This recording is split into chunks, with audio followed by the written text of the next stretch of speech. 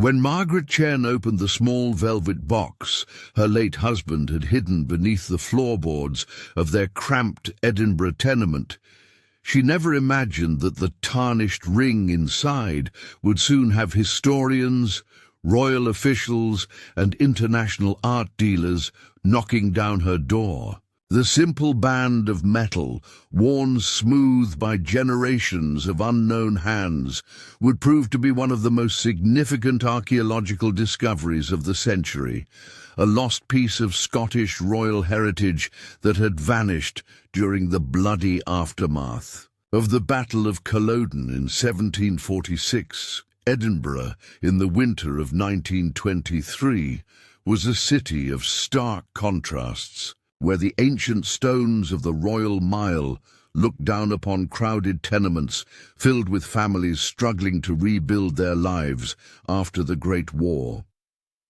The narrow closes and wynds that twisted between the grand buildings of the old town housed thousands of people living in conditions that would have shocked visitors from the prosperous new town across the valley. Smoke from countless coal fires created a perpetual haze that hung over the city like a shroud, mixing with the bitter winds that swept down from the highlands to create an atmosphere that seemed to seep into one's very bones.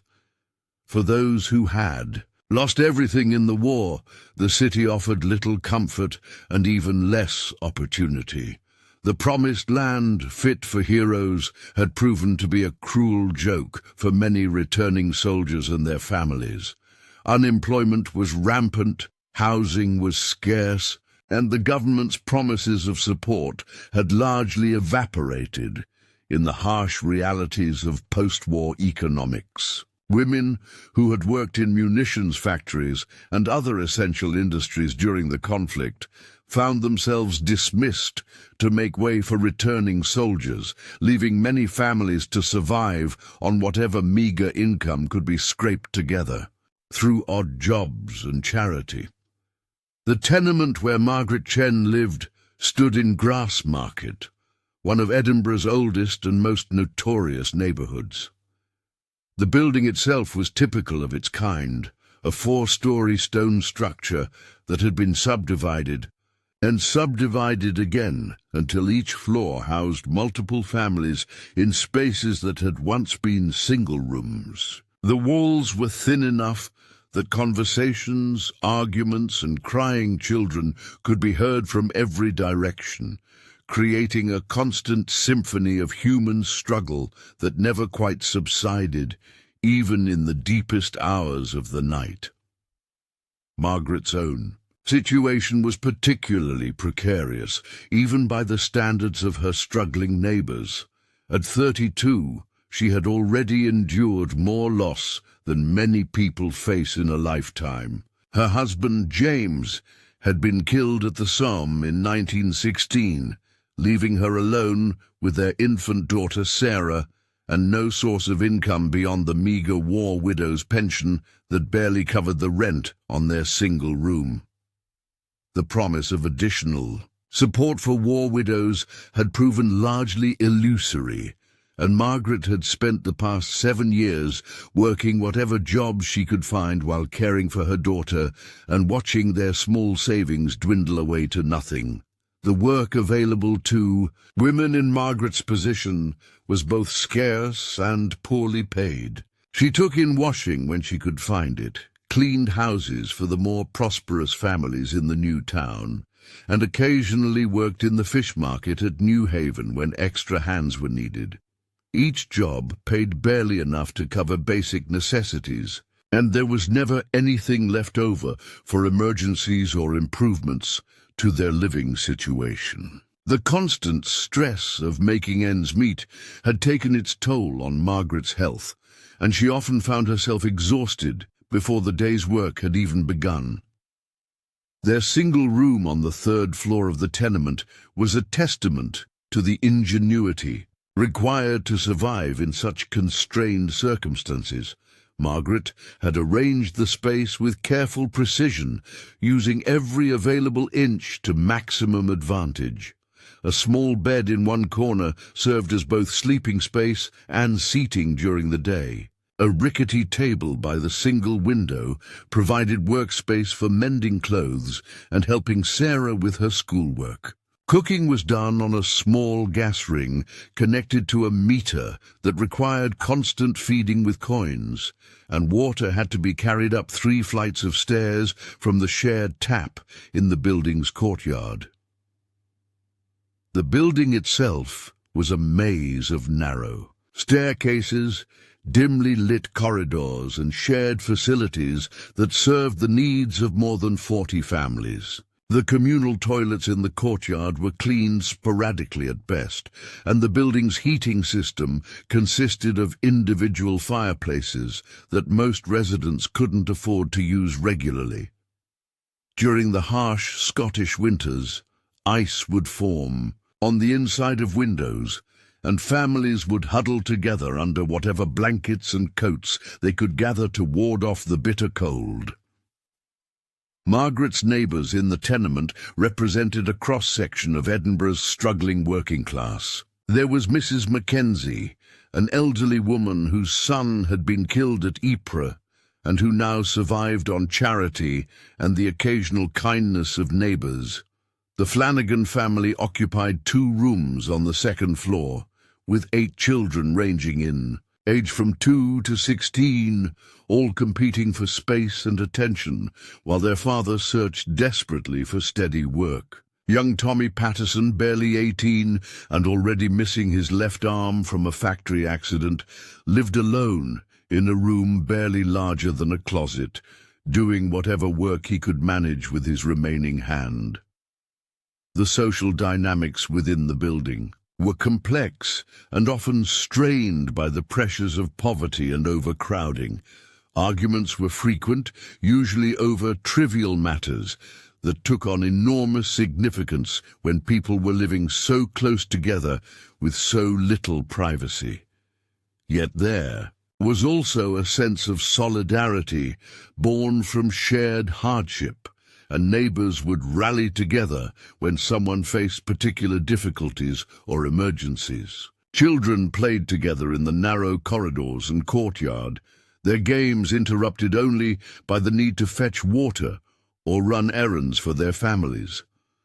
Margaret had lived in this environment for nearly 4 years, having been forced to move. There, after losing the slightly better accommodation she had shared with James before the war. The transition had been devastating, not just because of the obvious decline in living conditions, but because it represented a fundamental shift in her understanding of her place in the world. She had been raised in a respectable working-class family where education was valued and social mobility seemed possible through hard work and determination. The war had shattered those assumptions, leaving her to navigate a world where survival itself required constant vigilance and sacrifice.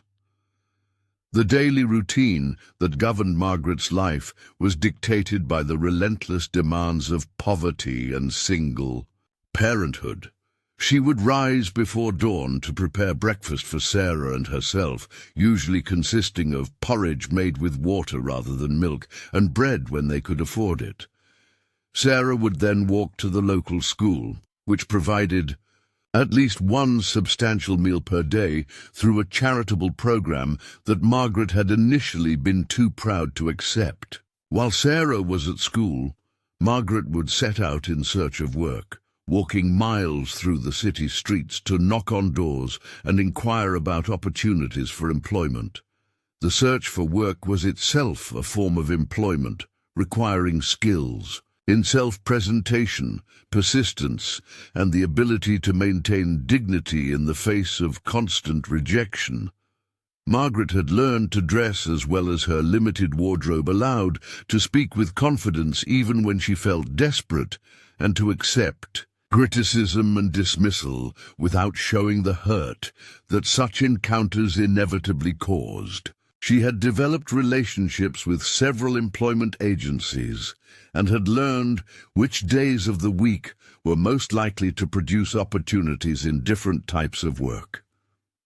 When work was available, Margaret would spend her days scrubbing floors, washing dishes, or performing other domestic tasks for families whose comfortable circumstances stood in stark contrast to her own struggling existence. She had worked in houses where a single meal cost more than her family's weekly food budget, where children complained about having to wear clothes that were merely last season's fashion, and where servants were treated with casual indifference, that revealed assumptions about class and worth that Margaret found both painful and illuminating.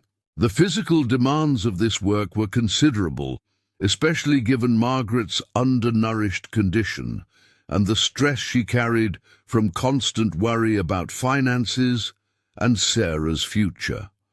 Her hands were permanently roughened from harsh cleaning, chemicals and cold water.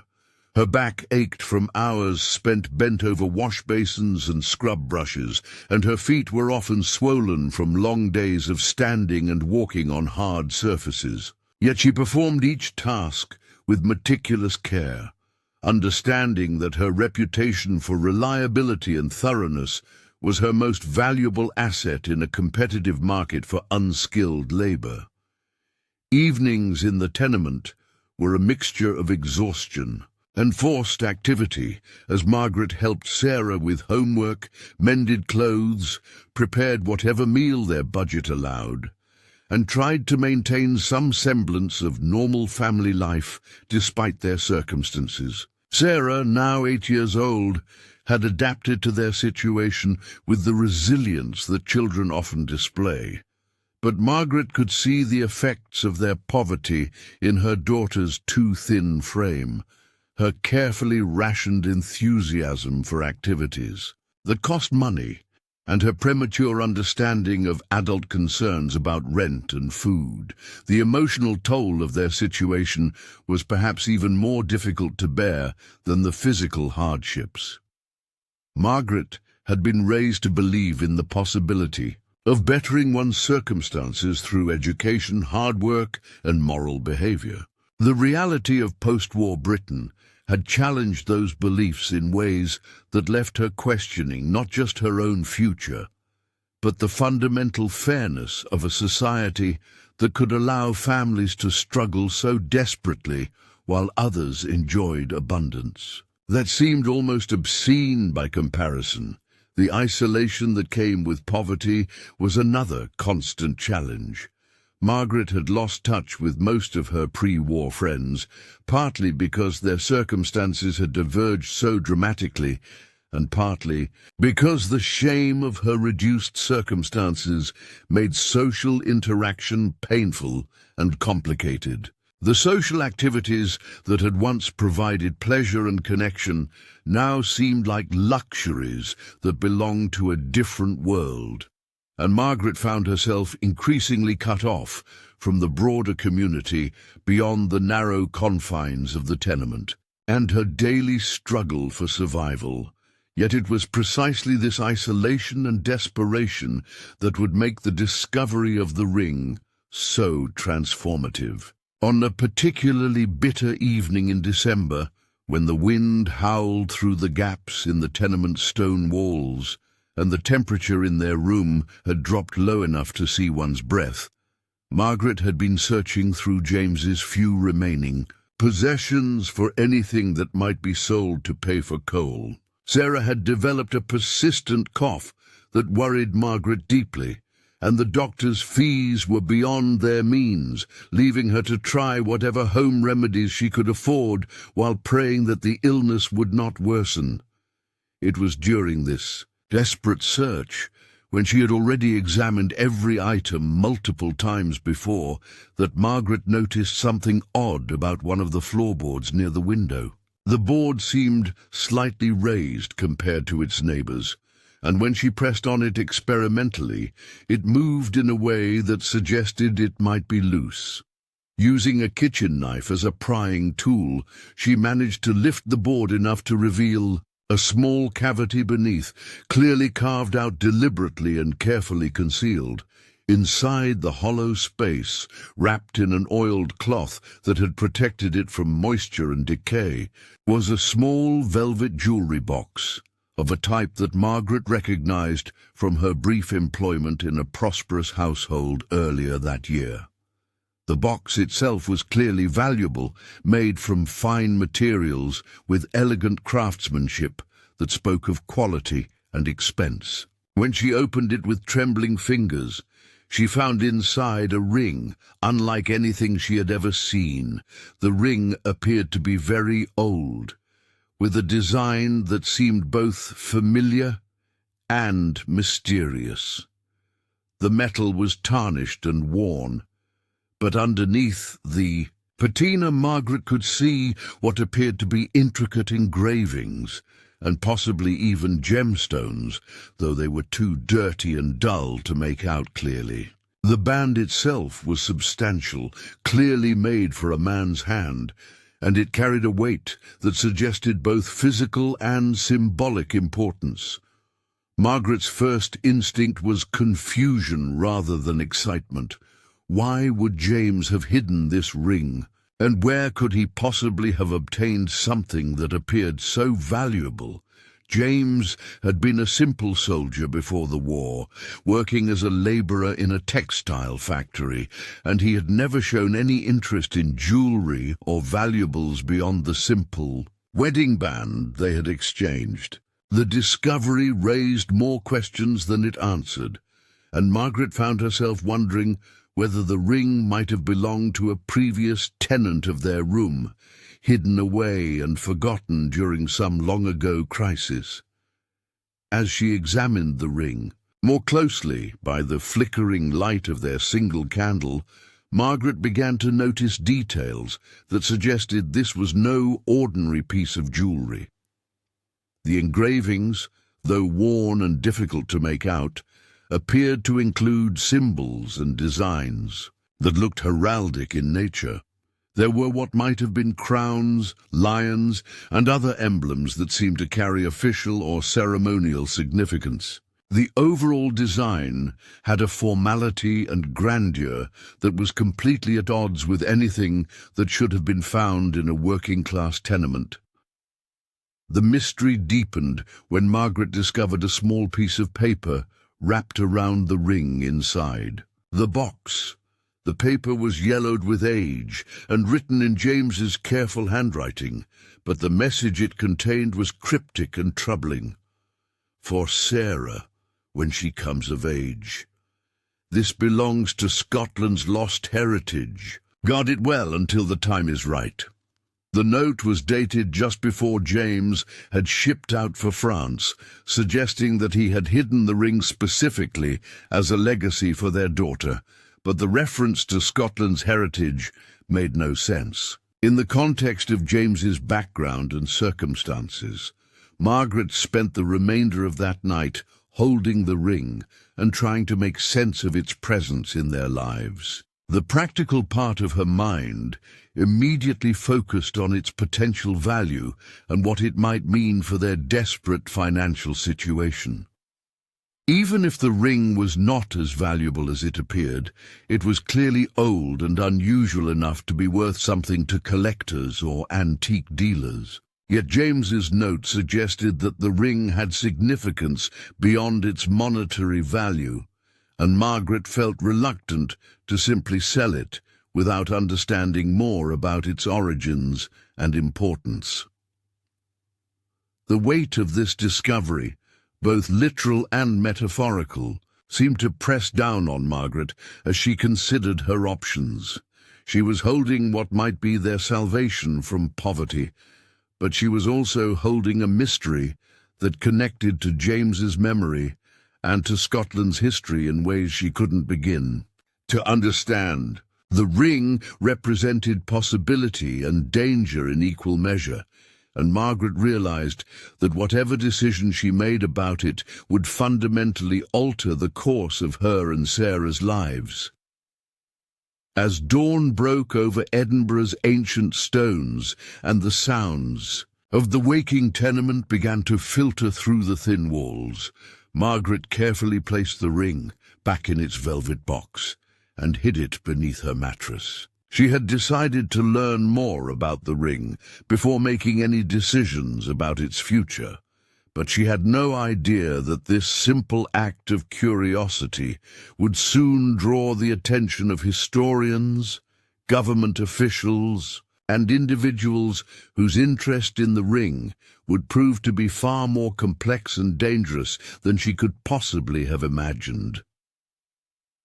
The weeks following Margaret's discovery of the ring were marked by a careful routine of research and growing anticipation that she struggled to keep hidden from her neighbors and even from Sarah.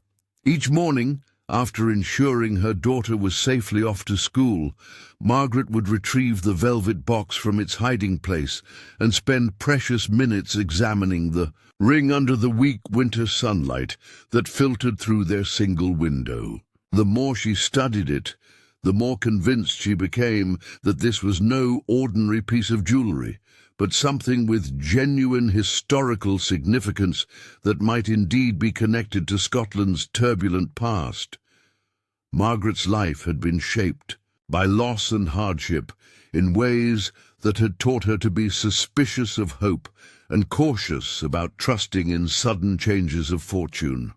Born Margaret Sinclair in a small fishing village on the Moray Firth, she had grown up in a household where education was valued despite limited means, and where stories of Scotland's proud history were passed down through generations like precious heirlooms. Her father, Alexander Sinclair, had been a fisherman who could trace his lineage back several centuries through church records and family oral tradition, and he had instilled in Margaret a deep appreciation for the complex tapestry of Scottish heritage. The Sinclair family had never been wealthy, but they had possessed something that Margaret now realized was perhaps more valuable than money: a sense of belonging to something larger than themselves, a connection to the land and its history that gave meaning to their daily struggles. Margaret's childhood had been filled with stories of clan battles, Jacobite uprisings, and the fierce independence that had characterized Scottish resistance to English domination throughout the centuries. These tales had not been mere entertainment, but rather a form of cultural education that connected her to her ancestral identity. Her marriage to James Chen had represented both a break with tradition and a step toward what seemed like a more prosperous future. James was the son of Chinese immigrants who had settled in Edinburgh in the 1880s, and their marriage had caused considerable controversy in both families and the broader community. Yet James had possessed qualities that had attracted Margaret beyond mere romantic affection. He was intelligent, hard-working, and deeply committed to creating a better life for himself and his future family. He had been studying to become an accountant when the war began, and his prospects had seemed bright despite the challenges posed by racial prejudice and cultural differences. The early years of their marriage had been marked by a happiness that Margaret now remembered with both gratitude and profound sadness. James had embraced Scottish culture with an enthusiasm that had sometimes surprised Margaret herself, learning Gaelic phrases, studying Scottish history, and even adopting certain Highland customs that he found meaningful. He had been particularly fascinated by stories of the Jacobite period and the tragic aftermath of Culloden, often staying up late reading about the systematic destruction of Highland culture that had followed the defeat of Bonnie Prince Charlie's forces. James's interest in Scottish history had seemed like an endearing quirk rather than anything with practical significance, and Margaret had often teased him about his romantic attachment to stories of lost causes and vanished glory. Yet now, holding the mysterious ring and reading his cryptic note about Scotland's lost heritage, she wondered whether James's scholarly interests had led him to discoveries that she had never suspected. The possibility that her quiet, studious husband had somehow acquired an artifact of genuine historical importance seemed almost impossible to believe, yet the evidence was literally in her hands. The transformation from the hopeful young wife she had been to the desperate widow she had become had been gradual but relentless, marked by a series of losses and disappointments that had stripped away not just financial security, but also her fundamental assumptions about how the world worked. James's death at the Somme had been just the beginning of a cascade of changes that had left her feeling unmoored from everything she had once taken for granted. The comfortable flat they had shared had been lost when she could no longer afford. The rent, their savings had been depleted by medical bills from Sarah's difficult birth, and the small circle of friends they had cultivated had largely dissolved in the face of her changed circumstances. The process of learning to survive as a single mother in post-war Edinburgh had required Margaret to develop skills and attitudes that would have been unthinkable during her married years. She had learned to negotiate with landlords, to find work in an economy that offered few opportunities for women, and to maintain dignity while seeking charity from organizations that often treated recipients with condescension and suspicion. Most difficult of all, she had learned to suppress her own needs and desires in favor of Sarah's welfare, understanding that her daughter's future depended entirely on choices that Margaret made during these crucial years. The tenement where they now lived had become both sanctuary and prison, offering affordable shelter while surrounding them with constant reminders of how far their circumstances had fallen. The building housed families from across Scotland and beyond, creating a microcosm of working-class experience that was both educational and depressing. Margaret had learned to navigate the complex social dynamics of shared living, understanding which neighbors could be trusted and which were best avoided, developing relationships that provided mutual support while maintaining the privacy necessary for survival. Mrs. Mackenzie, the elderly widow who lived in the room next to theirs, had become something like a surrogate grandmother to Sarah and a source of practical wisdom for Margaret herself. The old woman had survived the loss of 3 sons in various conflicts and understood the particular challenges faced by women raising children alone in an unforgiving economic environment. Her advice was invariably practical and often harsh, but it came from genuine concern and hard-won experience that Margaret had learned to value despite its sometimes bitter flavor.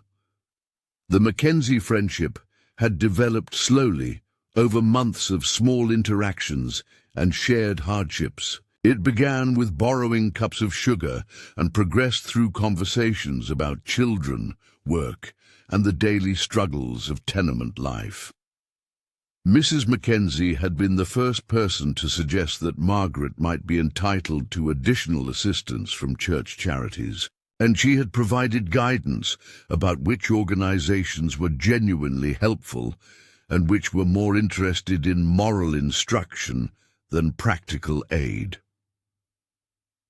Through Mrs. Mackenzie, Margaret had also learned about the informal economy that sustained many tenement families, the network of favors, small loans and mutual assistance that helped people survive when official sources of support proved inadequate. This underground system operated according to its own rules and obligations, requiring participants to contribute when they could and accept help when they needed it, while maintaining the delicate balance between independence and interdependence that made such arrangements possible.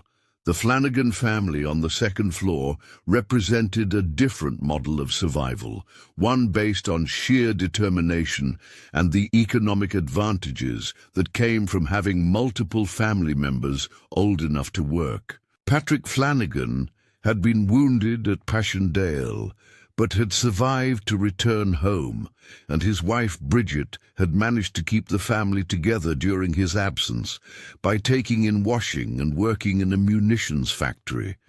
Their older children now contributed to the family income through various forms of employment, creating a household economy that was more stable than many in the building, despite the obvious challenges of feeding and housing such a large family. Margaret had watched the Flanagan children with a mixture of admiration and concern, noting how quickly they had been forced to assume adult responsibilities while still maintaining something of the resilience and optimism that characterized childhood.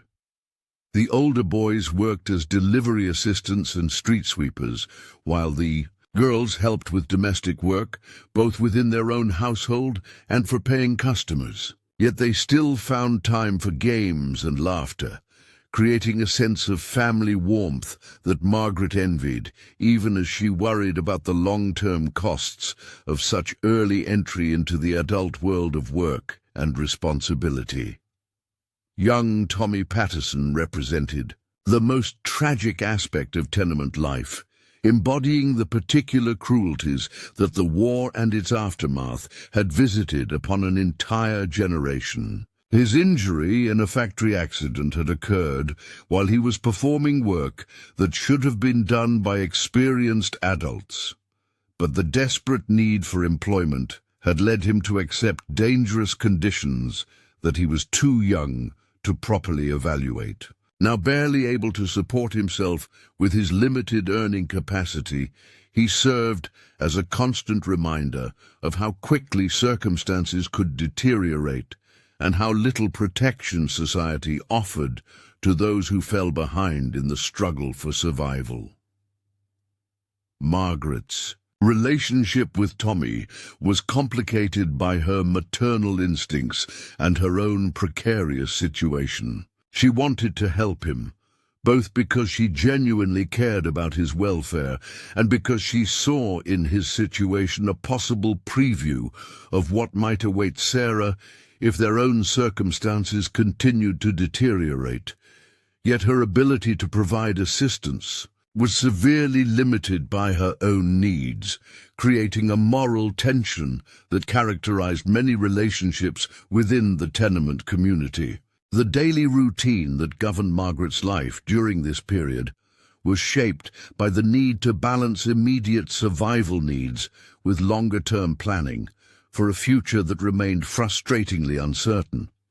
Each morning began with the challenge of making breakfast from whatever ingredients were available, followed by the complex logistics of getting Sarah ready for school while preparing herself for another day of job hunting or actual employment when work was available. The walk through Edinburgh's streets in search of opportunities had become a form of meditation, allowing Margaret time to think while also serving the practical purpose of expanding her knowledge of potential employment sources. The city itself had become both more familiar and more mysterious during these years of intensive exploration. Margaret had walked through neighborhoods she had never seen during her married years, had learned the schedules and preferences of dozens of potential employers, and had developed an understanding of Edinburgh's economic geography that would have been impossible to acquire from any other perspective. The contrast between the poverty of areas like Grassmarket and the prosperity of the new town had become viscerally real rather than merely theoretical, and Margaret had learned to navigate between these different worlds while maintaining her sense of dignity and purpose. The discovery of the ring had introduced a new element into this carefully balanced existence, creating possibilities that were both thrilling and terrifying in their implications. Margaret found herself spending more time at the Central Library, officially researching employment opportunities, but actually trying to learn about Scottish royal history and the kinds of artifacts that might have survived from earlier periods. The librarians had initially been helpful, but Margaret had quickly learned to disguise her true interests to avoid unwanted attention or questions that she was not prepared to answer. The research itself had proven both fascinating and frustrating, revealing the complexity of Scottish royal succession and the numerous occasions when royal artifacts had been lost, hidden, or stolen during periods of political upheaval. The period following Culloden had been particularly chaotic, with Highland culture systematically suppressed and many ancient treasures destroyed or dispersed. Yet some items had survived, hidden away by loyal supporters or simply lost in the confusion of rapid social change. Margaret had learned about the existence of various royal regalia and ceremonial objects that had disappeared during different periods of Scottish history, from the early medieval period through the Jacobite era. Some had been recovered by later generations, while others remained lost despite centuries of searching by historians and treasure hunters. The possibility that James had somehow acquired one of these lost artifacts seemed almost fantastical, yet the evidence in her possession suggested that something extraordinary had indeed fallen into their hands. The emotional weight of this possibility had begun to affect Margaret's daily life in ways that she struggled to control. She found herself distracted during conversations with neighbors, unable to concentrate fully on job interviews, and increasingly anxious about the security of their small room and its hidden treasure. The knowledge that she possessed something potentially valuable had created a burden of secrecy that was almost as difficult to bear as their previous financial desperation. As the winter deepened and Edinburgh's ancient stones grew slick with ice and snow, Margaret realized that she could not postpone indefinitely the decision about what to do with the ring. Her research had convinced her that professional evaluation was necessary to determine its true nature and value, but she also understood that once the ring became known to experts and officials, her control over its fate would be significantly diminished. The choice between continued poverty with the ring safely hidden and potential prosperity with all its attendant complications and dangers would soon have to be made, and Margaret knew that whatever decision she reached would determine not just her own future, but Sarah's as well. The decision to seek professional evaluation of the ring came not from courage or curiosity, but from the harsh reality of an eviction notice that arrived on a bitter February morning when frost still covered the windows of their tenement room. Margaret stared at the official document with growing desperation, understanding that her landlord's patience with late rent payments had finally reached its end. She had managed to delay the inevitable through a combination of partial payments, promises and appeals to whatever compassion might exist in the heart of a man who owned property in one of Edinburgh's poorest neighbourhoods. But the typed words on the legal paper made clear that her time had run out. The notice gave them exactly 14 days to vacate the premises or face forcible removal by court officials, a prospect that filled Margaret with terror, not just for herself but for Sarah, who had already endured far too many disruptions in her young life. The thought of her daughter becoming homeless, of having to seek shelter in one of the city's workhouses or charitable institutions, was more than Margaret could bear to contemplate. She had heard stories from other tenement residents about families who had been separated by the workhouse system, children sent to different institutions from their parents, and the degrading conditions that awaited those who fell to the very bottom of society's ladder. Standing by the window, with the eviction notice trembling in her hands, Margaret found herself looking out at the narrow courtyard where Sarah played with other children during the brief moments when school and household duties didn't occupy her time. The sight of her daughter's thin frame, bundled in layers of inadequate clothing, her face bright with laughter despite their circumstances, crystallized Margaret's determination to take whatever risks were necessary to change their situation. The ring, hidden beneath their mattress, represented their only hope of escaping the downward spiral that threatened to consume them both. The decision to approach the prestigious auction house of Henderson and Associates required more courage than Margaret had realized she possessed. The firm occupied an elegant Georgian building on George Street, in the heart of Edinburgh's new town, and its reputation for handling valuable antiques and historical artifacts was well established among the city's wealthy collectors and cultural institutions. Margaret had passed the building numerous times during her searches for employment, always feeling intimidated by its imposing facade and the obvious prosperity of its clientele. But she had never imagined that she might have reason to walk through its polished doors.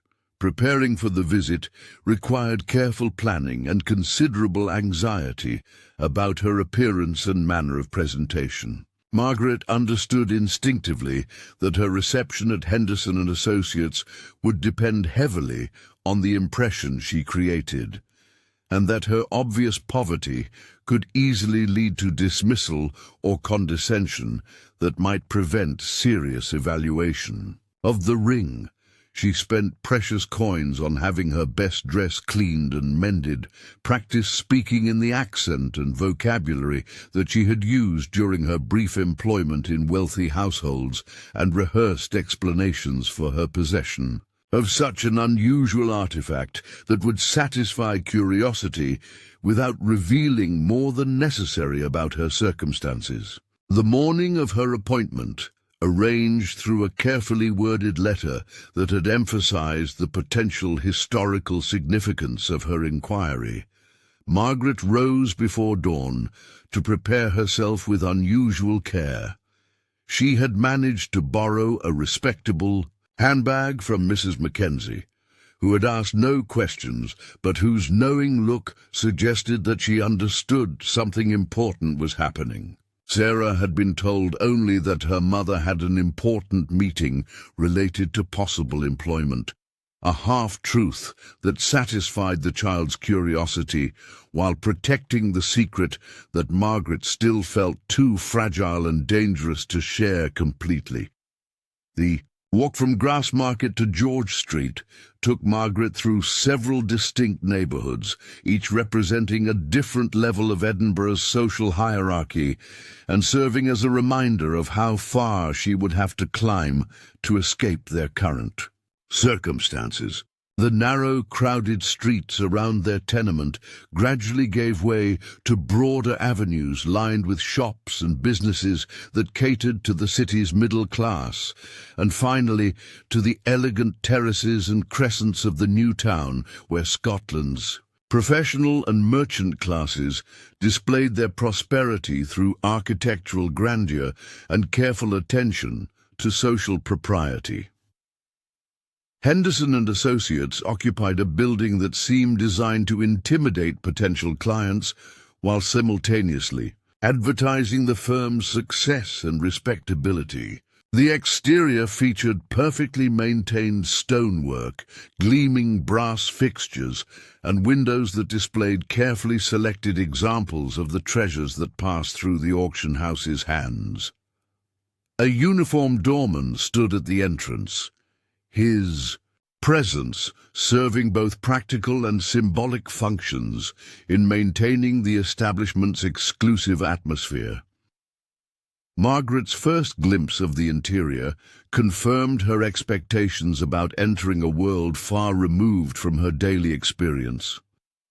The reception area featured polished marble floors, oil paintings in gilt frames, and furniture that appeared to be genuine antiques rather than mere decorations. Everything in the space spoke of careful curation and substantial investment, creating an environment that was clearly intended to inspire confidence in the firm's expertise and financial stability. The receptionist who greeted Margaret was a young woman whose polished appearance and practiced manner suggested extensive training in dealing with clients from various social backgrounds. Her initial assessment of Margaret's appearance was subtle but unmistakable, a quick evaluation that took in the carefully mended dress, the borrowed handbag, and the nervous energy that Margaret struggled to control. Yet her response was professionally courteous, suggesting that Henderson and Associates maintained standards of behavior that transcended purely commercial considerations. The wait in the reception area provided Margaret with an opportunity to observe the other clients who came and went during her appointment time, and she was struck by the diversity of people who apparently had business with the auction house. While many were obviously wealthy, dressed in the finest clothing and displaying the casual confidence that comes from lifelong prosperity, others appeared to be more ordinary citizens who might have inherited valuable items or discovered treasures in family collections. The realization that she was not entirely out of place provided some comfort, though Margaret remained acutely aware of her vulnerable position. When her name was finally called, Margaret was escorted up a curved staircase to the second floor, where individual consultation rooms provided privacy for the evaluation of potentially valuable items. The room where she was seated featured a large desk equipped with various magnifying devices and reference books, along with comfortable chairs, arranged to facilitate detailed discussion of complex transactions. Natural light streamed through tall windows, providing optimal conditions for examining objects that required careful visual inspection. The expert who entered the room introduced himself as Dr. William Blackwood, a man in his 50s whose appearance suggested both scholarly learning and practical experience in evaluating historical artifacts. His manner was courteous but businesslike, designed to put clients at ease while maintaining the professional distance necessary for objective assessment. Margaret noticed that he carried himself with the quiet confidence of someone whose expertise was well established and widely respected within his field. Dr. Blackwood's initial questions were routine, focusing on Margaret's identity, the circumstances that had brought her to the auction house, and her general understanding of the item she wished to have evaluated. Margaret had prepared answers that were truthful but incomplete, explaining that she had inherited the ring from her late husband without going into detail about the recent discovery or the mysterious circumstances surrounding James's possession of such an unusual artifact. Her nervousness was obvious despite her careful preparation, but Dr. Blackwood seemed accustomed to dealing with clients who were anxious about the evaluation process. When Margaret finally removed the velvet box from her handbag and placed it on the desk between them, she felt as though she was crossing a threshold from which there could be no return. The simple act of opening the box and revealing the ring to professional scrutiny represented a fundamental change in her relationship to the mysterious artifact, transforming it from a private discovery into something that would inevitably become part of the public record and subject to forces beyond her control.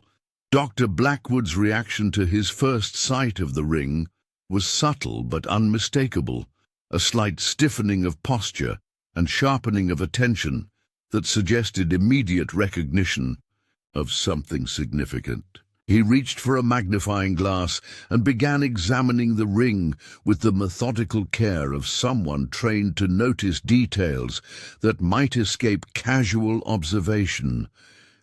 His silence during this initial examination seemed to stretch indefinitely, broken only by occasional murmurs of interest or surprise that he appeared to make unconsciously. The first detailed questions that Dr. Blackwood asked about the ring's provenance and history created challenges that Margaret had anticipated, but still found difficult to navigate effectively.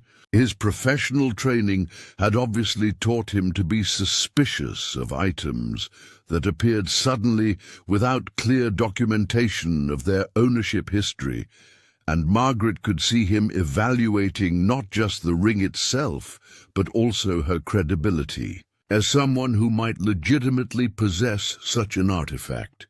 The delicate balance between revealing enough information to establish her bona fides while protecting details that might complicate her situation required constant attention to nuance and implication.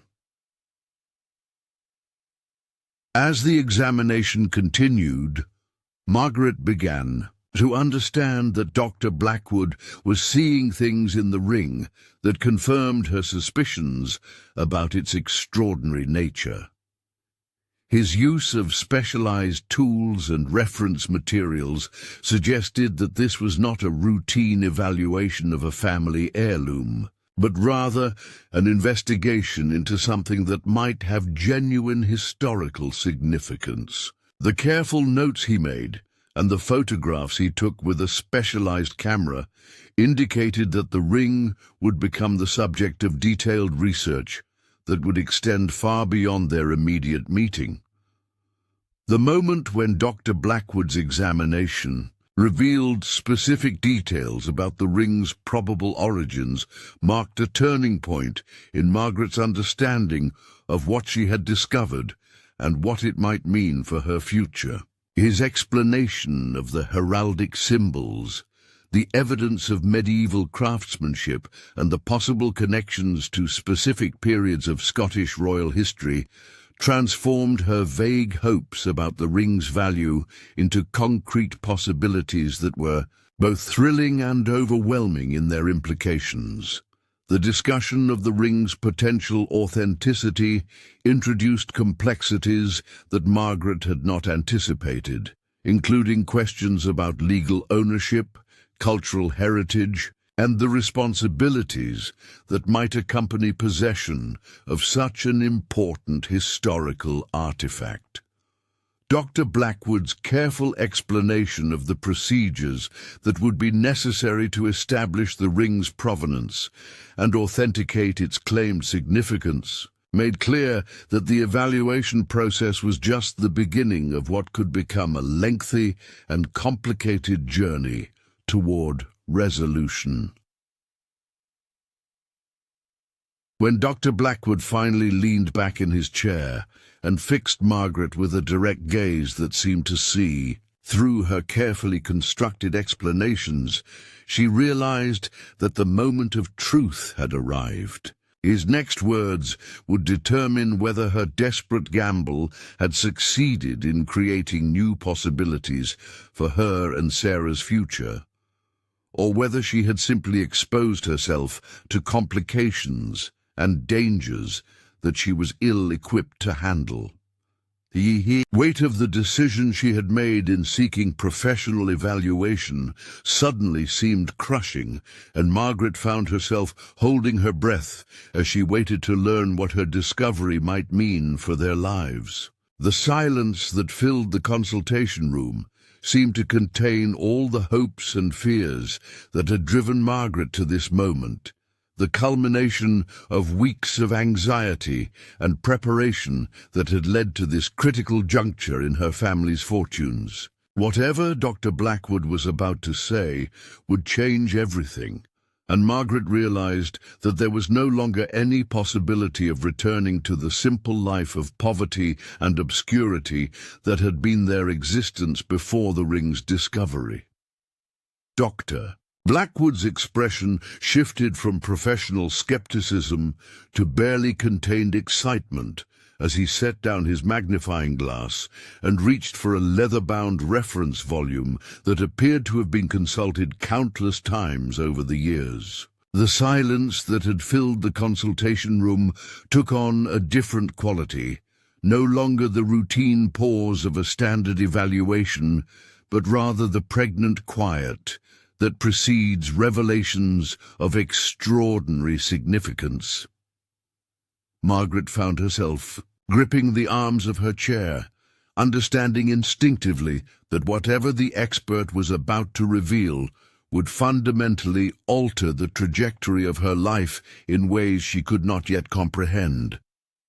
When Dr. Blackwood finally spoke, his voice carried a mixture of professional caution and genuine amazement that made Margaret's heart race with anticipation and terror in equal measure. The ring, he explained with careful precision, bore unmistakable characteristics of medieval Scottish royal craftsmanship, specifically the distinctive style and symbolic elements associated with the regalia of the House of Stuart during the 15th and 16th centuries. The heraldic lions, the specific arrangement of Celtic knotwork, and the particular type of gold alloy used in its construction all pointed to origins within the royal workshops that had served Scotland's monarchs during some of the most turbulent periods in the nation's history. More significantly, Dr. Blackwood continued as he opened the reference volume to a page marked with numerous annotations. The ring appeared to match historical descriptions of a specific artifact that had been lost during the chaos following the Battle of Culloden in 1746. The coronation ring of the Scottish crown, also known as the Ring of Sovereignty, had been one of several pieces of royal regalia that had disappeared when Jacobite supporters attempted to preserve Scotland's cultural treasures from destruction by English forces. Unlike the more famous honours of Scotland, which had been successfully hidden and later recovered, several smaller but equally significant items had vanished completely, becoming the subject of legends and scholarly speculation for nearly 2 centuries. The implications of this identification struck Margaret with the force of a physical blow, as she realized that she was not merely the possessor of a valuable antique, but potentially the custodian of one of Scotland's most important cultural treasures. The ring represented far more than monetary value.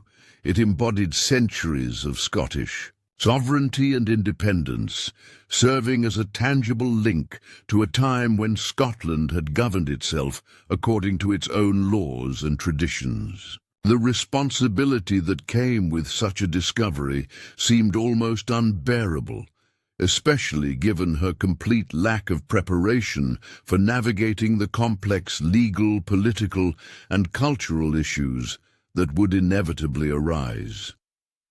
Dr. Blackwood's explanation of the authentication process revealed the magnitude of the journey that lay ahead if Margaret chose to pursue official recognition of her discovery.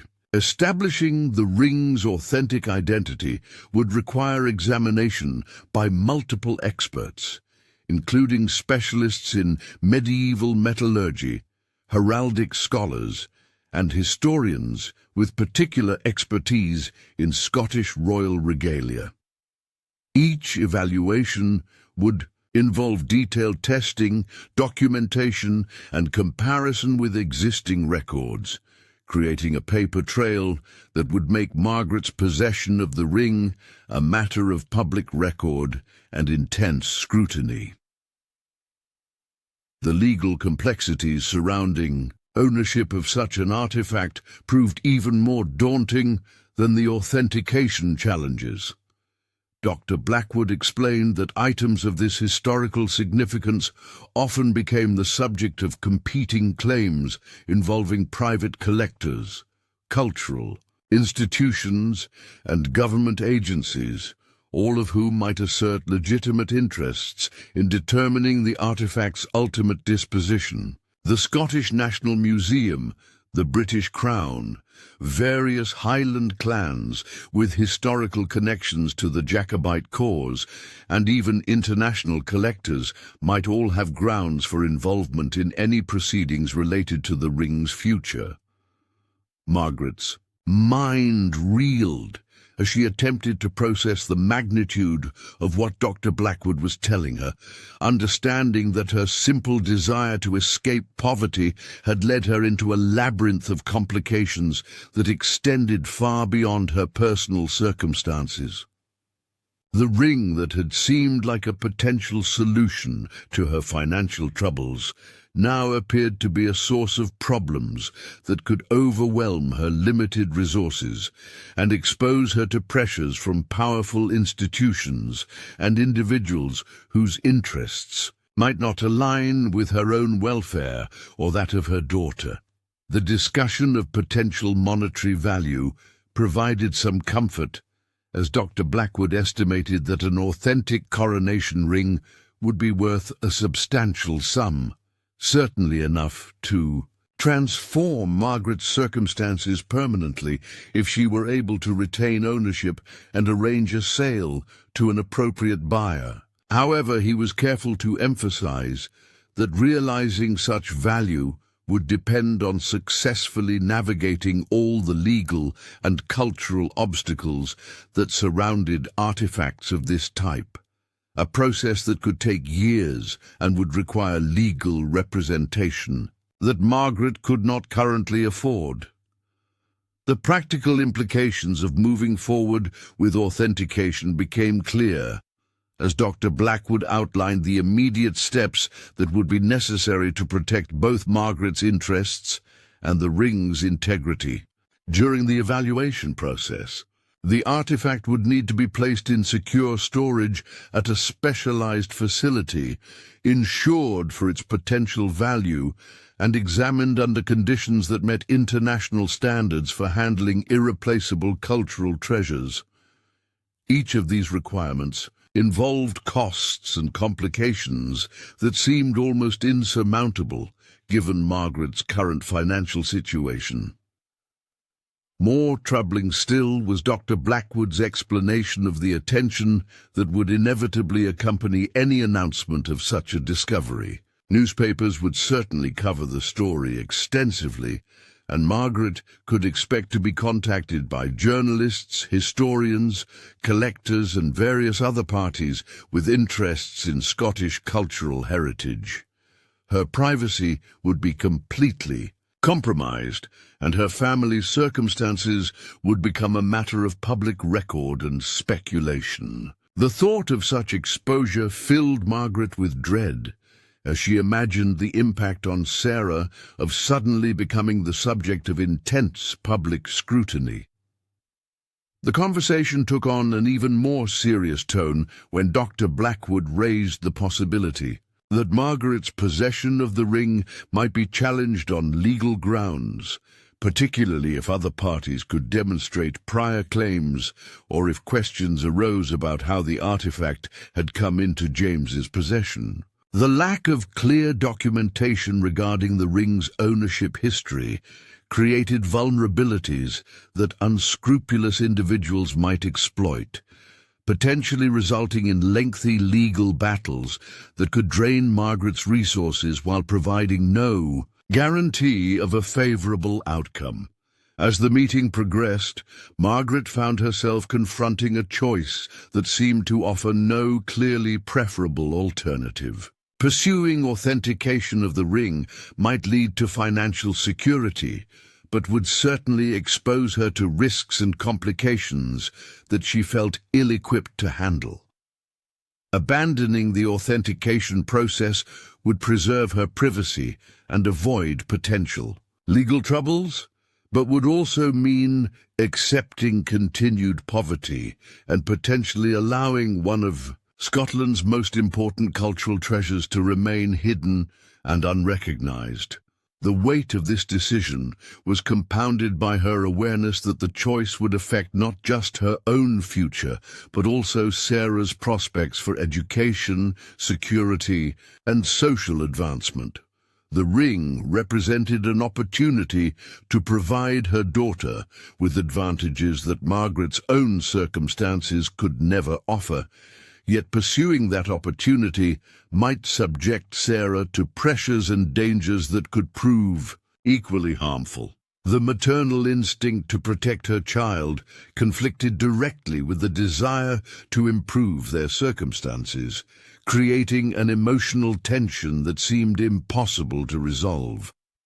Dr. Blackwood's final recommendation was characteristically cautious, reflecting his professional understanding of the complex forces that surrounded discoveries of this magnitude. He suggested that Margaret take time to consider her options carefully, perhaps consulting with legal advisors who specialized in cultural property issues, before making any irreversible commitments to the authentication process. He offered to provide referrals to attorneys who had experience with similar cases, though he warned that their services would be expensive and that no lawyer could guarantee a favorable outcome in such a complex situation. The practical arrangements for the ring's immediate security created another set of challenging decisions, as Dr. Blackwood strongly advised against returning such a valuable artifact to the insecure environment of Margaret's tenement room. He offered the services of Henderson and Associates' secure storage facility, which was equipped with proper environmental controls and insurance coverage, but acknowledged that the costs of such protection would strain Margaret's already limited resources. The alternative of keeping the ring hidden in their room seemed increasingly irresponsible, given its potential significance. Yet Margaret was reluctant to surrender physical control of the only asset that might save her family from destitution. As the meeting drew toward its conclusion, Margaret found herself overwhelmed by the complexity of the situation she had unwittingly created by seeking professional evaluation of the ring. What had seemed like a straightforward question about the artifact's value had evolved into a web of legal, cultural, and practical challenges that extended far beyond her ability to navigate independently. The expertise and resources required to pursue the ring's authentication seemed to belong to a world completely removed from her daily experience of survival and struggle. The walk back through Edinburgh's streets to the tenement in Grassmarket provided Margaret with time to reflect on the magnitude of the choice she now faced. But the distance between the elegant consultation room at Henderson and Associates and her cramped living quarters seemed to represent far more than mere geography. The contrast between the two environments highlighted the gulf between the sophisticated world of cultural institutions and legal proceedings that surrounded the ring's potential authentication, and the harsh realities of poverty and insecurity that defined her daily existence. Margaret's return to the tenement was marked by an acute awareness of how completely her perspective had changed during the course of a single morning.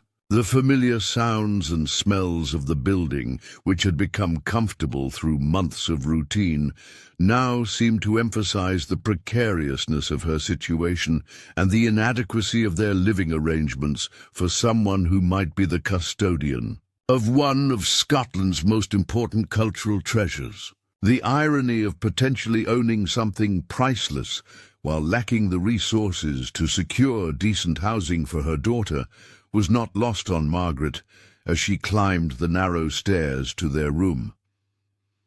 Sarah's excited questions about the morning's meeting forced Margaret to confront the immediate challenge of maintaining the secrecy that seemed essential while the ring's future remained undetermined. The child's natural curiosity about her mother's unusual activities required careful management, and Margaret found herself crafting explanations that were truthful but incomplete, protecting Sarah from the anxiety that would inevitably accompany. Full knowledge of their situation while avoiding outright deception that might undermine their relationship. The evening hours in their small room were filled with a tension that Margaret struggled to conceal as she replayed Dr. Blackwood's revelations and attempted to evaluate her options with the limited information and experience at her disposal. The ring, now returned to its hiding place beneath their mattress, seemed to pulse with significance that was both promising and threatening, representing possibilities that could elevate their circumstances beyond Margaret's wildest dreams or create complications that could destroy the fragile stability they had managed to achieve.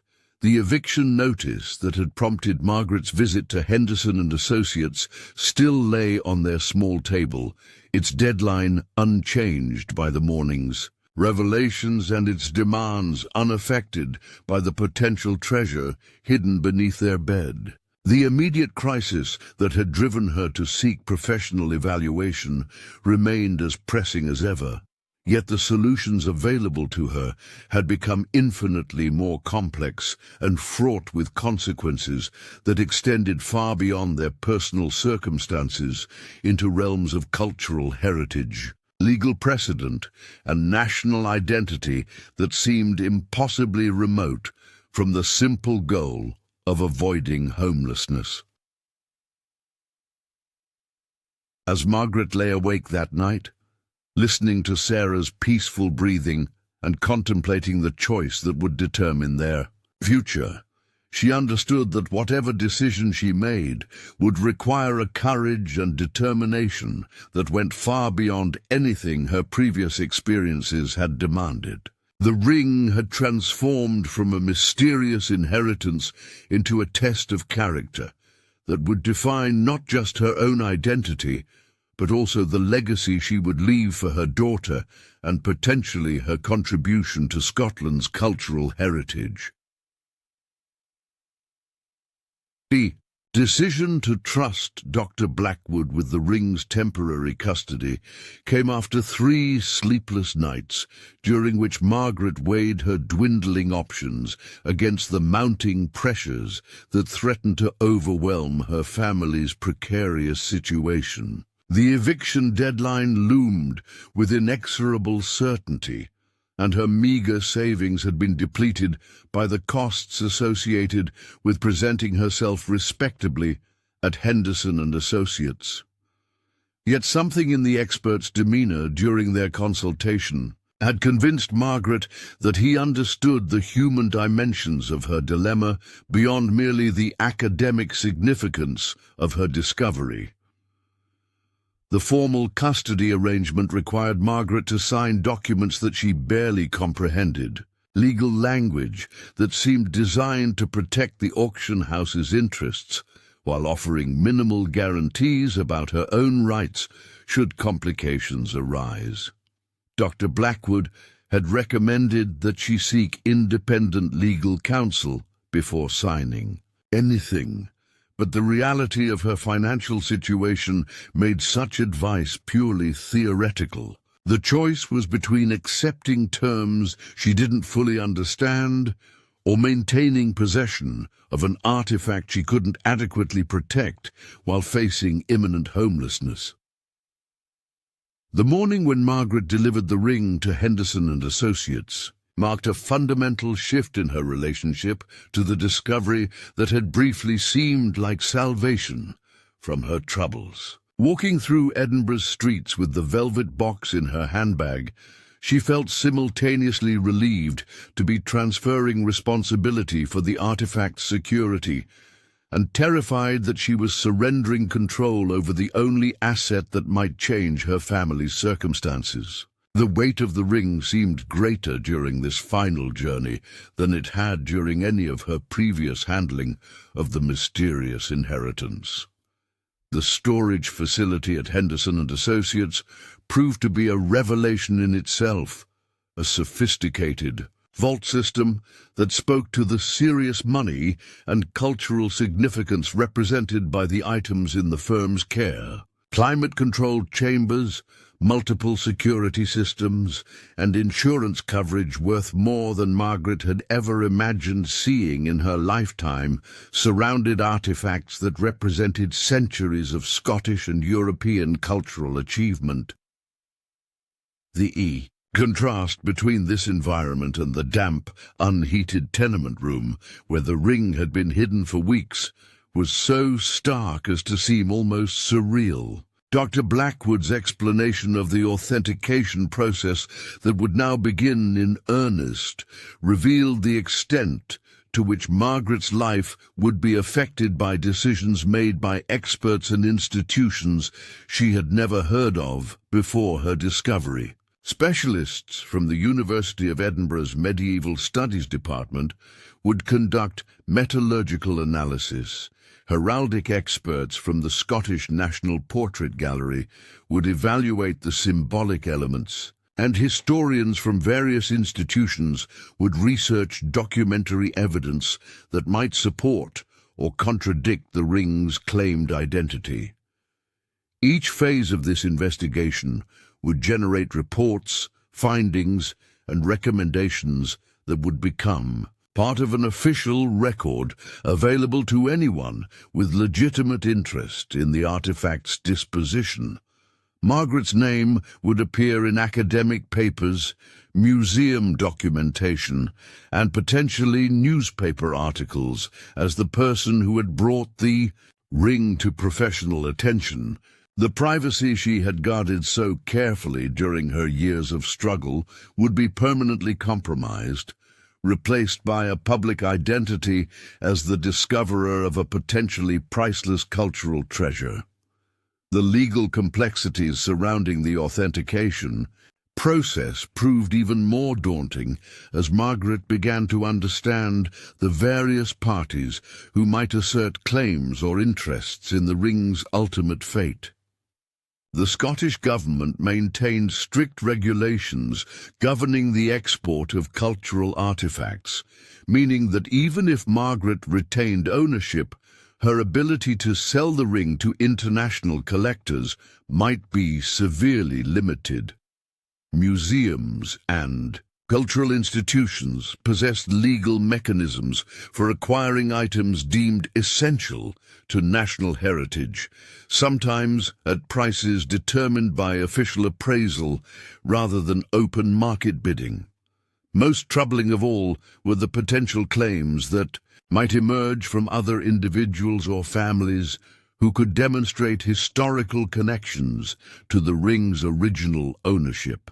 Descendants of Jacobite families, Highland clans with documented participation in the 1745 uprising, or even representatives of the British Crown might argue that their interests superseded Margaret's possession based on inheritance, cultural patrimony, or other legal theories that Margaret was entirely unprepared to understand or contest.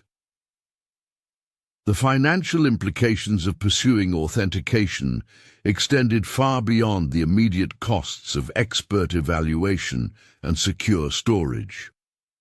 Should disputes arise regarding ownership or disposition, Margaret might find herself required to hire specialized attorneys whose fees could easily exceed any potential proceeds from the ring's eventual sale.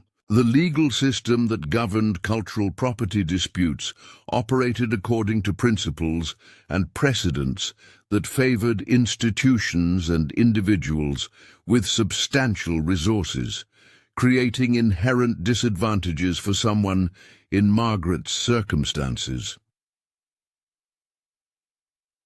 During the weeks that followed the ring's placement in professional custody, Margaret attempted to maintain some semblance of normal routine while awaiting the results of the initial authentication studies. The tenement's daily rhythms continued unchanged, with neighbours pursuing their own struggles for survival while remaining largely unaware of the extraordinary situation developing in their midst. Margaret found herself moving through familiar activities with a sense of detachment, as though she were observing her life from outside, while her real attention focused on events taking place in laboratories and libraries across Edinburgh.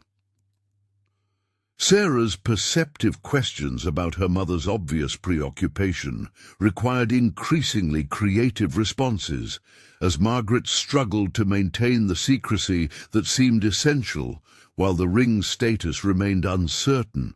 The child had noticed changes in Margaret's behavior, the way she started at unexpected sounds, her distraction during conversations, and her tendency to stare out their small window as though watching for developments that never seemed to materialize. The burden of maintaining deception with someone she loved created emotional stress that compounded the anxiety generated by the authentication process itself.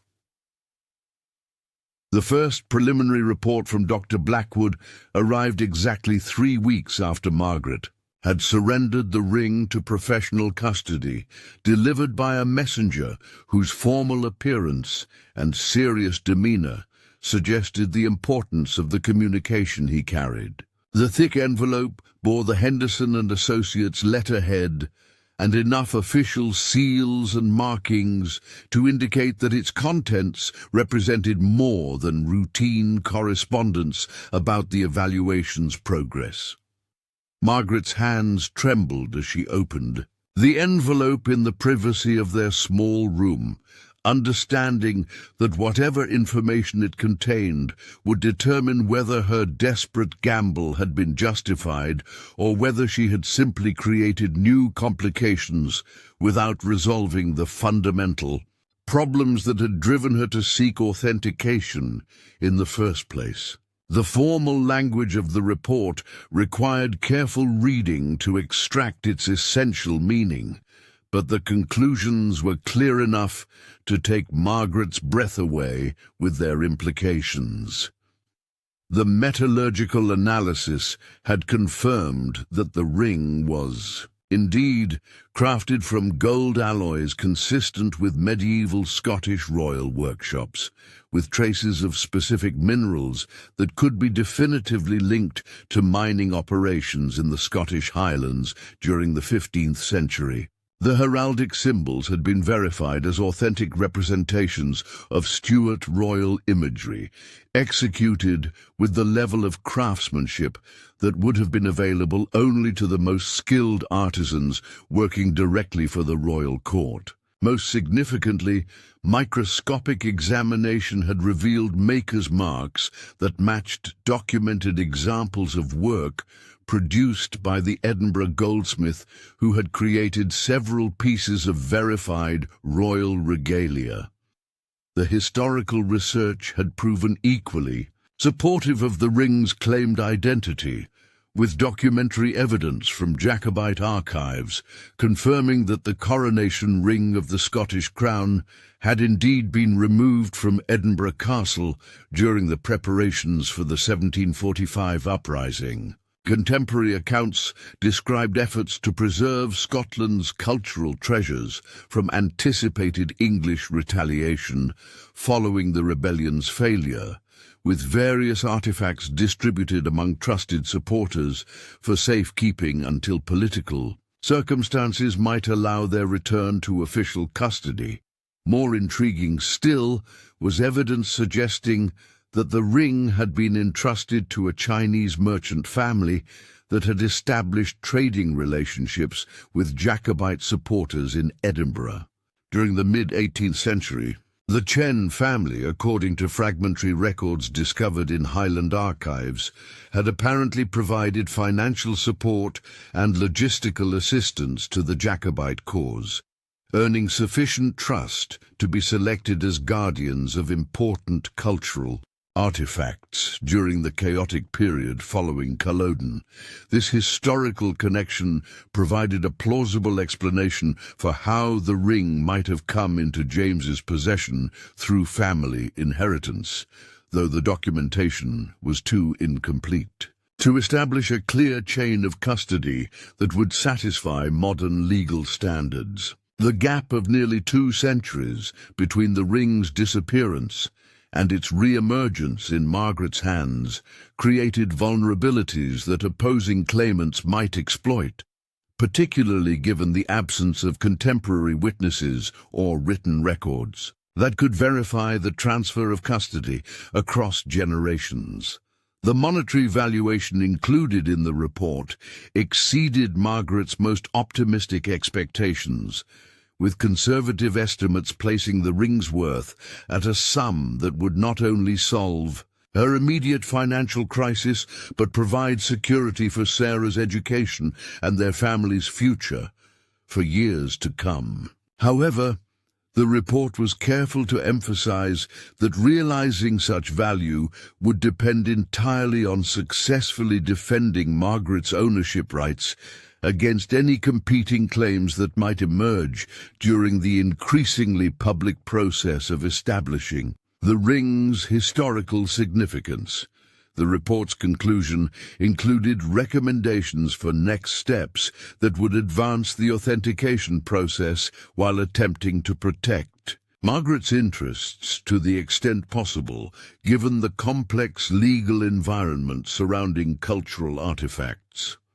Dr. Blackwood suggested consulting with attorneys who specialized in cultural property law, establishing formal documentation of Margaret's claim to the ring, and preparing for the possibility that government agencies or cultural institutions might assert interests that could complicate any private sale of the artifact.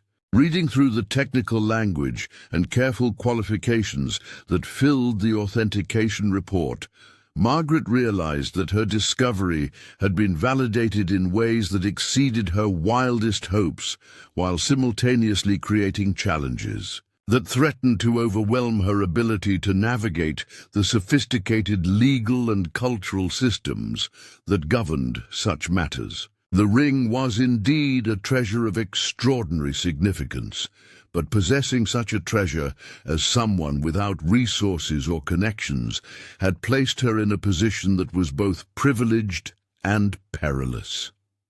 The immediate practical question of how to respond to the eviction notice that still demanded resolution within days seemed almost mundane compared to the momentous issues raised by the authentication report. Yet Margaret understood that her ability to pursue the ring's potential value depended entirely on maintaining some form of stable living situation for herself and Sarah. The gap between the ring's theoretical worth and her current inability to access any portion of that value highlighted the cruel ironies that could accompany even the most extraordinary reversals of fortune. As evening settled over the tenement and the familiar sounds of struggling families filled the narrow corridors, Margaret sat with the authentication report spread across their small table and contemplated the transformation that had occurred in her understanding of their situation. 3 weeks earlier, she had been a desperate widow facing homelessness with only a mysterious ring as potential salvation. Now she was the documented possessor of one of Scotland's most important cultural treasures, yet still facing the same immediate threats to her family's security, while confronting new complexities that seemed to multiply with each revelation. About her discovery's significance, the weight of responsibility that accompanied confirmed ownership of such an artifact pressed down on Margaret as she considered the various parties who would soon learn of the ring's existence and might assert interests that could challenge her control over its fate. The authentication process that had seemed like the end of her journey toward financial security now appeared to be merely the beginning of a much longer and more complicated struggle to realize the benefits that her extraordinary discovery might eventually provide.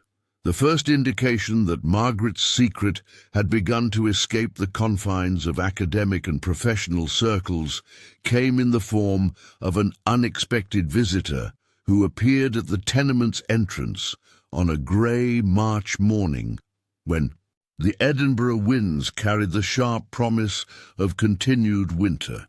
Mrs. Mackenzie, who had developed the habit of monitoring the building's comings and goings from her strategic position near the ground floor windows, climbed the stairs with unusual urgency to inform Margaret that a well-dressed gentleman was asking specific questions about her whereabouts and circumstances.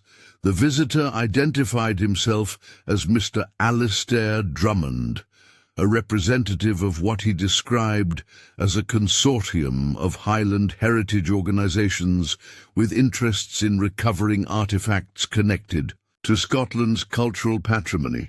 His appearance was that of a prosperous businessman, with expensive clothing and the confident manner of someone accustomed to getting what he wanted through a combination of charm and implied pressure. Yet something in his eyes suggested depths of calculation that made Margaret immediately wary of his stated intentions and concerned about how he had learned of her connection to the ring. Mr. Drummond's initial approach was carefully calibrated to appeal to Margaret's presumed patriotic sentiments and her obvious financial desperation, emphasizing the honor of being chosen as the guardian of such an important piece of Scottish heritage, while simultaneously hinting at the benefits that might accrue to someone who cooperated with the right parties in determining the artifact's ultimate disposition. His knowledge of the authentication process and the preliminary findings suggested that information was circulating among interested parties with remarkable speed, despite the supposed confidentiality that surrounded the evaluation proceedings. The conversation that took place in Margaret's small room was a careful dance of revelation and concealment, with Mr. Drummond attempting to determine the extent of Margaret's knowledge about the ring's significance while she tried to understand his true interests and the source of his information. His questions about her family's history, her late husband's background, and her financial circumstances created the impression of a thorough investigation that had preceded his visit, suggesting that Margaret's privacy had been more thoroughly compromised than she had realized. Most concerning was Mr. Drummond's casual reference to other parties who were developing interests in the ring's disposition, including government agencies, international collectors, and what he termed less scrupulous individuals who might not respect Margaret's rights or well-being in pursuing their own objectives. The implied threat was subtle but unmistakable, suggesting that Margaret's cooperation with his consortium might be necessary for her own protection as well as beneficial for Scotland's cultural interests.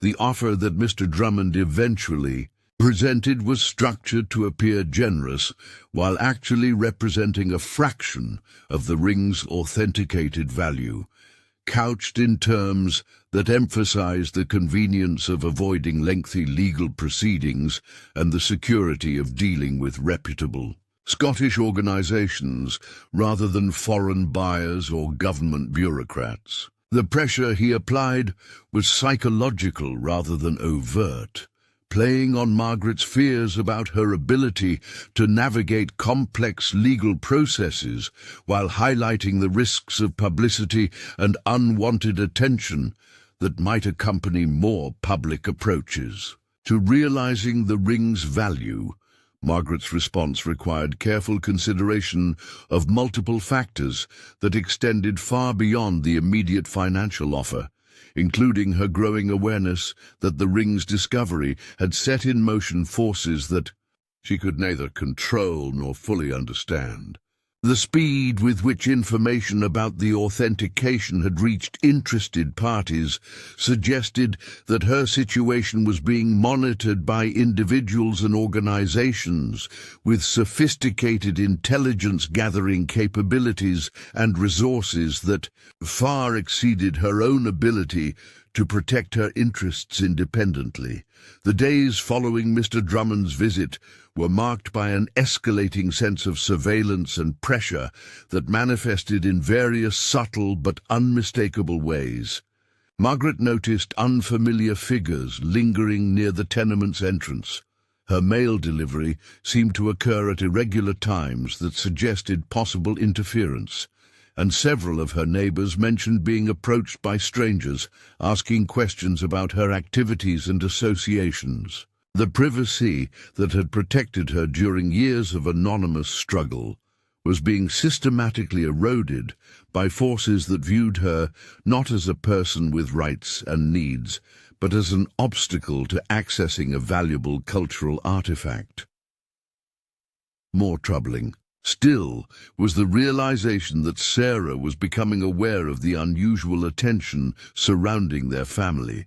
Despite Margaret's efforts to shield her daughter from the complex pressures that were developing around the ring's ownership, the child's natural curiosity about the strangers who seemed to be watching their building and her mother's obvious anxiety created a situation that required increasingly elaborate explanations, while Margaret struggled to maintain some semblance of normal routine in their daily lives. The return journey to the tenement felt longer than usual, as though the weight of institutional expectations and veiled threats had somehow altered the familiar geography of Edinburgh's streets.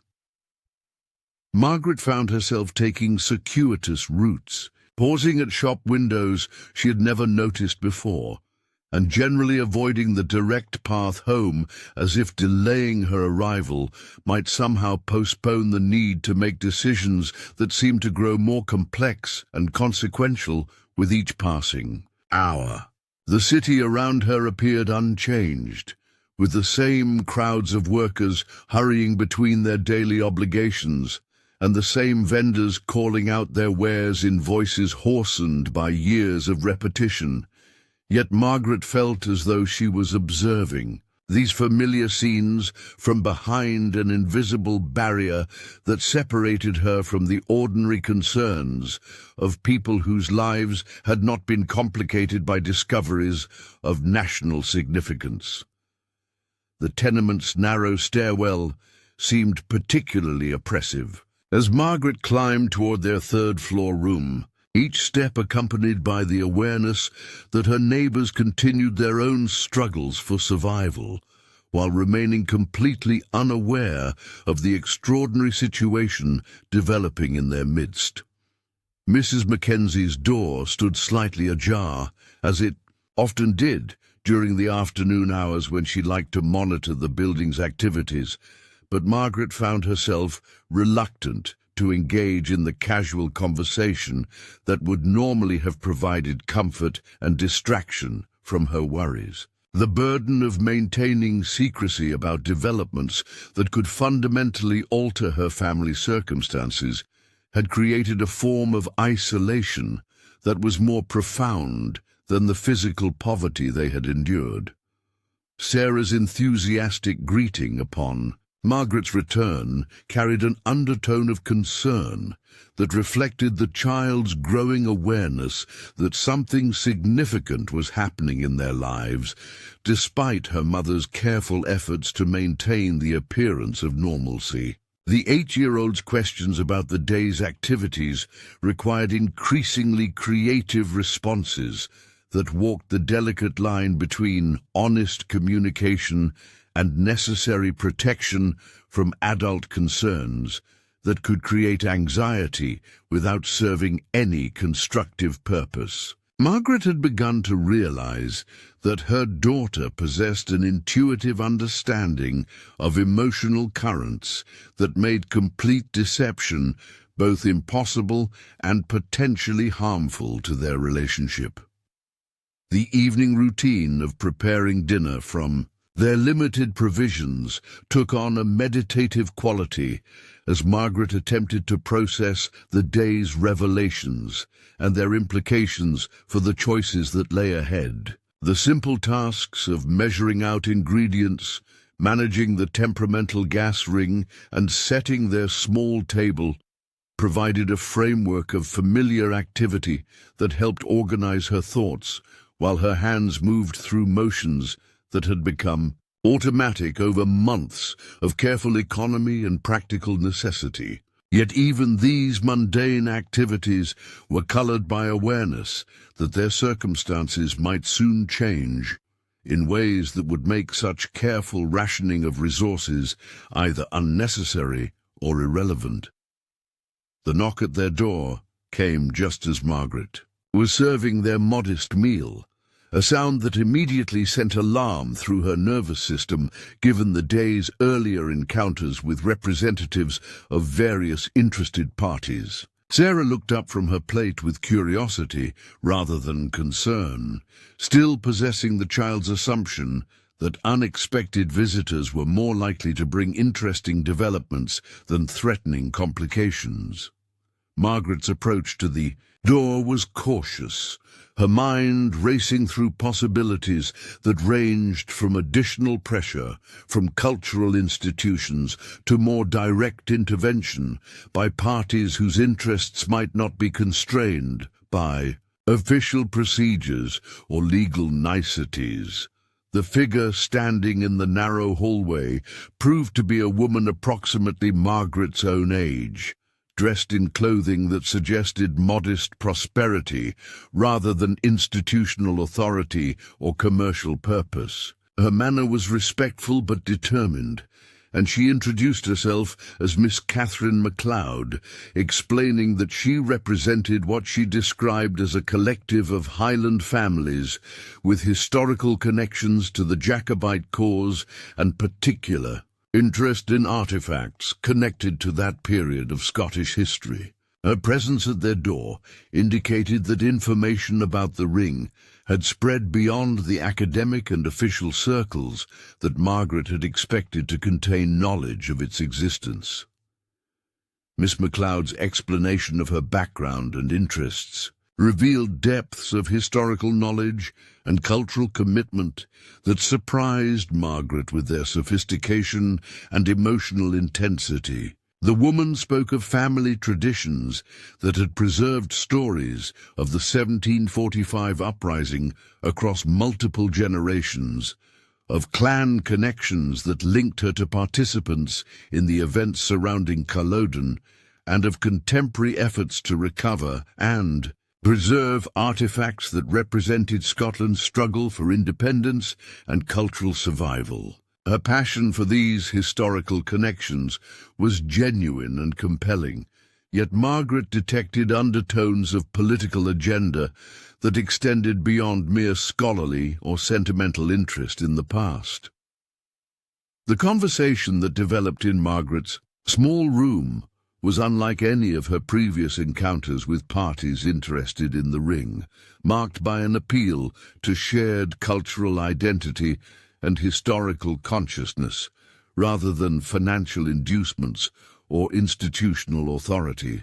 Miss MacLeod spoke of the ring's significance as a symbol of Scottish resistance to English domination, of its potential role in contemporary movements seeking greater Scottish autonomy, and of the importance of ensuring that such culturally significant artifacts remained under Scottish control rather than being absorbed into British institutions or sold to foreign collectors.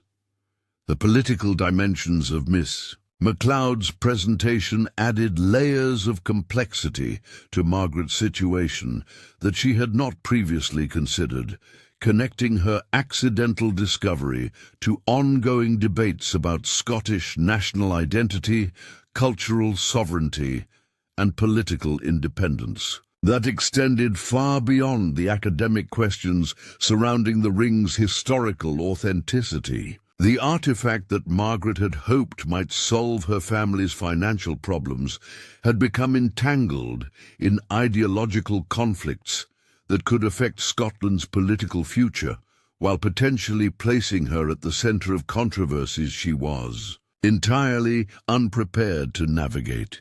Miss MacLeod's specific proposal involved arrangements that would allow Margaret to retain nominal ownership of the ring, while ensuring its preservation and display in facilities controlled by Highland heritage organisations rather than British government institutions. The financial terms suggested were more generous than those proposed by either the private consortium or the Scottish National Museum, yet they came with obligations that would require Margaret to participate in cultural and political activities that might compromise her family's privacy and security while associating them with movements that could attract unwanted government attention. The emotional appeal of Miss MacLeod's presentation was enhanced by her obvious sincerity and her detailed knowledge of the historical events that had led to the ring's original concealment.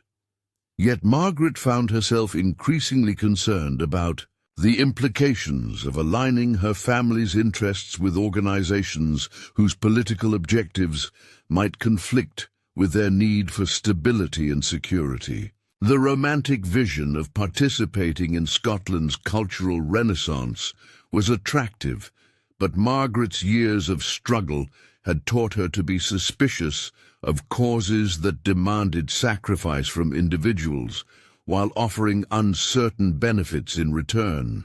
The practical aspects of Miss MacLeod's proposal proved to be as complex as those presented by other interested parties, involving legal arrangements that would protect the ring from government acquisition while ensuring its availability for cultural and educational purposes that aligned with Highland heritage objectives.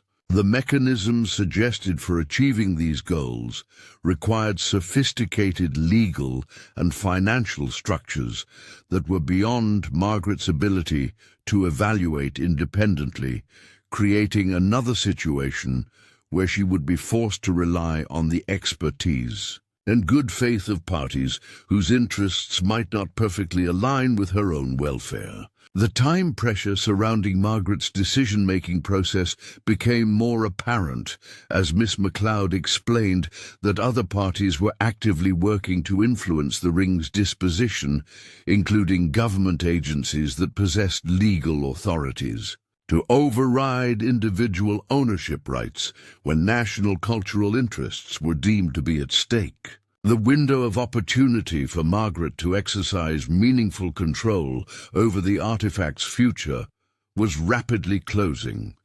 Yet each option presented to her involved commitments and risks that seemed to grow more complex with additional consideration and analysis. Sarah's presence during portions of this conversation created additional stress for Margaret as she attempted to protect her daughter from adult concerns, while simultaneously gathering information necessary for making decisions that would affect both their futures. The child's natural curiosity about the visitor and her obvious questions about topics being discussed required careful management. Yet Margaret was beginning to realize that Sarah's intelligence and perceptiveness made complete protection from these developments both impossible and potentially counterproductive to their relationship.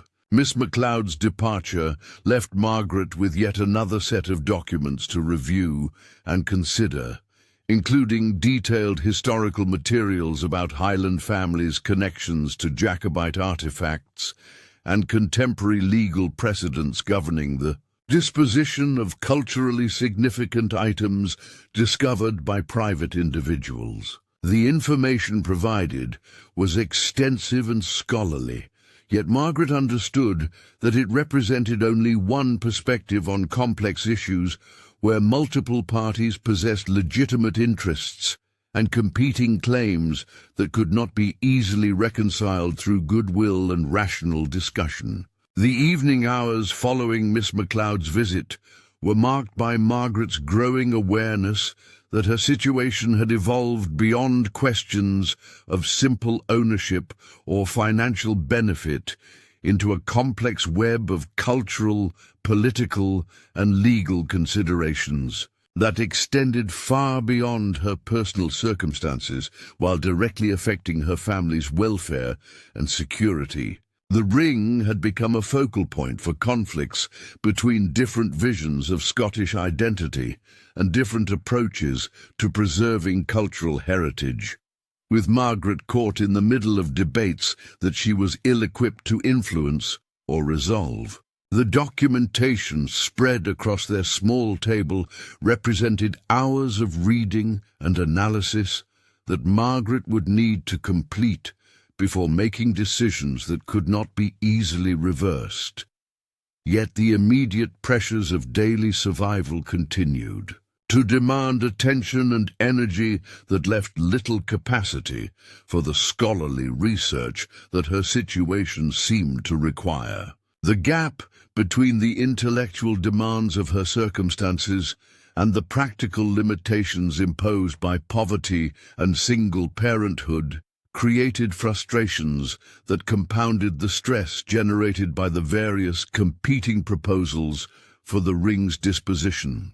Margaret's contemplation of her options was interrupted by sounds from the building's courtyard that suggested unusual activity, voices speaking in tones that were too quiet for normal conversation, yet too urgent for casual social interaction. The awareness that her family might be under surveillance by parties whose interests extended beyond academic curiosity or cultural preservation added elements of personal danger to considerations that had previously focused on financial and legal complications. The transformation from anonymous poverty to public attention had exposed Margaret and Sarah to risks that she was entirely unprepared to assess or manage effectively.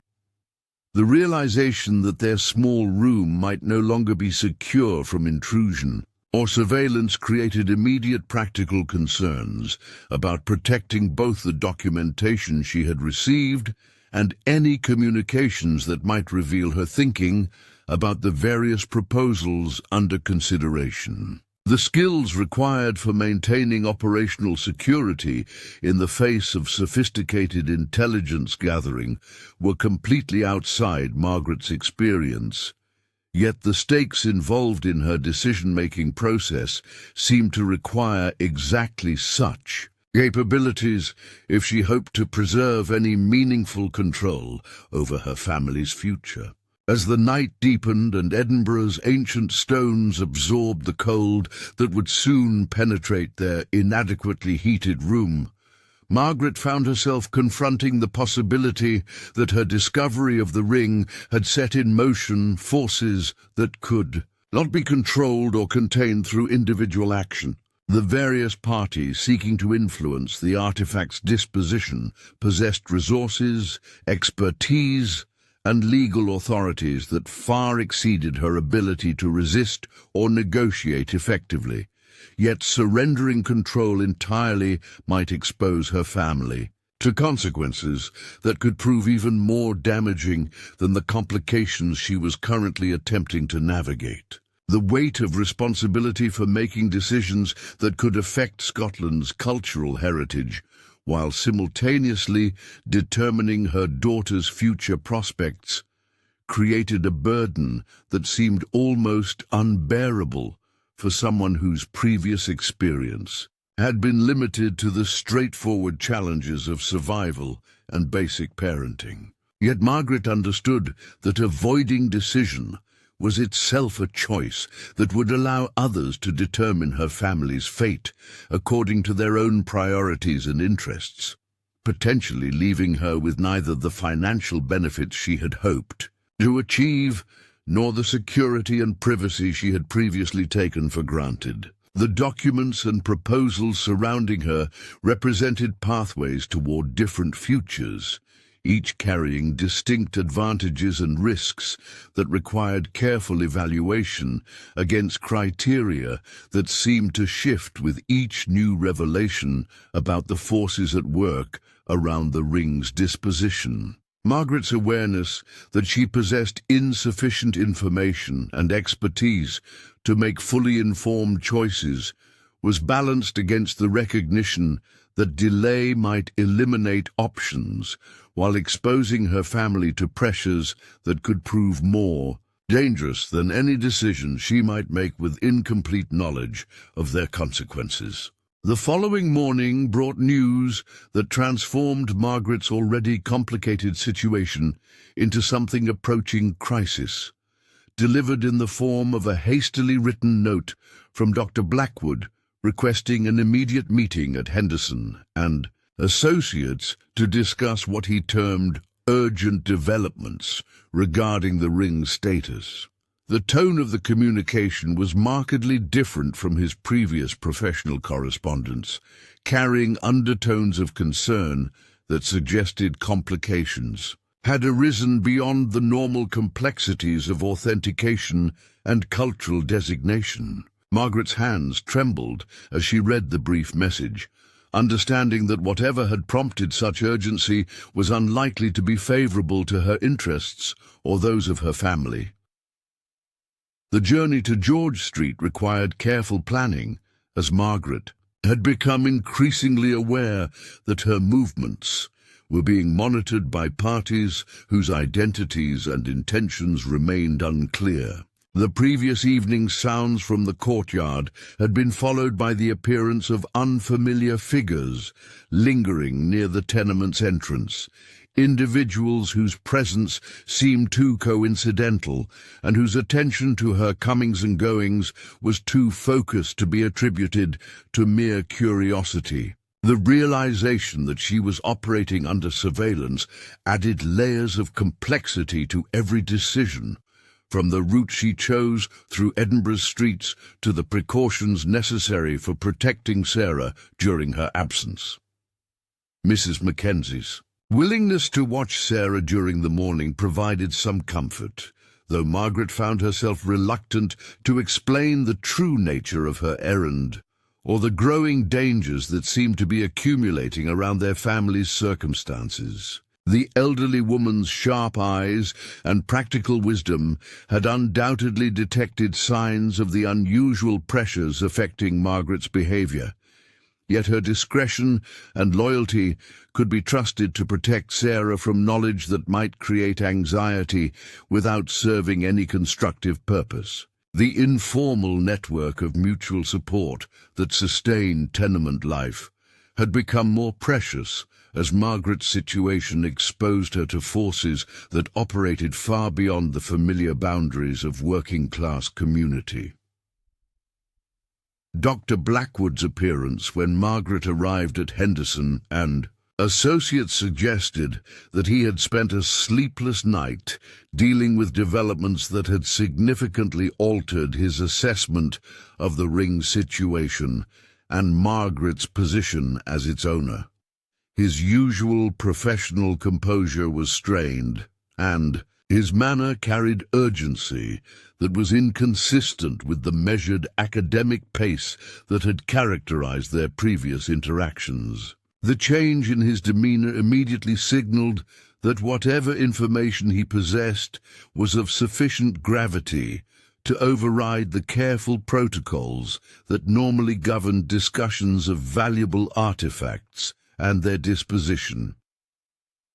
The consultation room where they met had been prepared with additional security measures that had not been present during Margaret's previous visits, including drawn blinds that blocked the view from outside, and what appeared to be equipment designed to prevent electronic surveillance of their conversation. These precautions suggested that Dr. Blackwood's concerns extended beyond normal professional discretion to include possibilities of industrial espionage or intelligence gathering by parties whose interests in the ring might not be constrained by legal or ethical considerations that governed legitimate cultural institutions.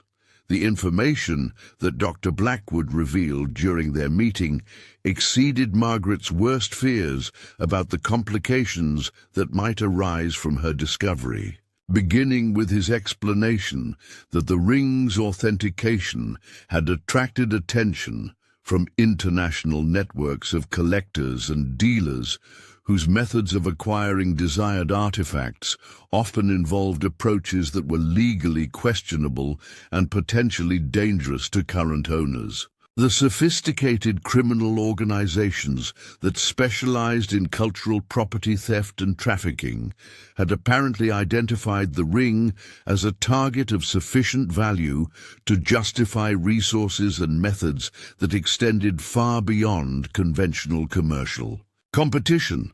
More immediately threatening was Dr. Blackwood's report that representatives of the British government had made unofficial inquiries about the ring's status and Margaret's background, suggesting that agencies with significant investigative and legal powers were developing interests in the artifact that might supersede her ownership rights through mechanisms that were not subject to normal judicial oversight.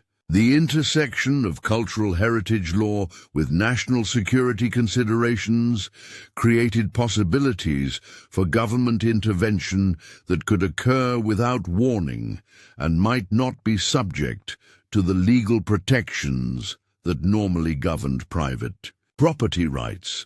The most disturbing revelation concerned evidence that Margaret's tenement room had been subjected to covert search while she had been attending meetings with various interested parties, with signs of professional intrusion that had been carefully concealed but were detectable to experts trained in recognizing such activities. The violation of her family's privacy and security represented an escalation in the pressures surrounding the ring that transformed their situation from a complex legal and cultural matter into a potential threat to their physical safety and personal liberty.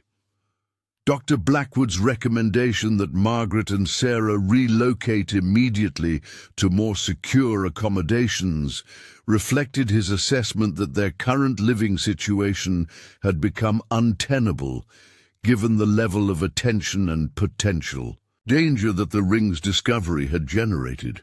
His offer to arrange temporary housing through Henderson and Associates was generous, but came with conditions that would effectively place Margaret under the protection and control of the auction house, creating a form of protective custody that might preserve their safety while limiting their freedom to make independent decisions about the ring's future. The urgency of the relocation decision was emphasized by Dr. Blackwood's information about specific threats that had been detected through his professional networks, including reports of individuals with criminal backgrounds making inquiries about Margaret's schedule and movements. The transformation from academic curiosity about a historical artifact to active surveillance by potentially dangerous parties had occurred with shocking speed, suggesting that the ring's value and significance had attracted attention from elements of society that operated according to rules very different from those governing legitimate cultural institutions. Margaret's immediate concern focused on Sarah's safety and the need to remove her daughter from a situation that had become unpredictable and potentially threatening through no fault of their own. The practical challenges of sudden relocation were complicated by the need to maintain secrecy about their movements while ensuring that Sarah's education and social connections were disrupted as little as possible. The child's natural questions about unexpected changes in their routine would require explanations that balanced honesty about their need for caution with protection from knowledge that might create lasting anxiety about their security. The temporary accommodations arranged by Henderson and Associates proved to be a small but comfortable flat in Edinburgh's new town, furnished with basic necessities and equipped with security measures that reflected the serious nature of the threats that had prompted their relocation. The contrast between this environment and their previous tenement room was stark, yet Margaret found it difficult to appreciate the improved living conditions given the circumstances that had made such changes necessary. The flat represented safety, but also a form of isolation from the community connections that had sustained them during their years of struggle. Sarah's reaction to their sudden move was a mixture of excitement about the new surroundings and confusion about the need for such rapid changes in their living arrangements.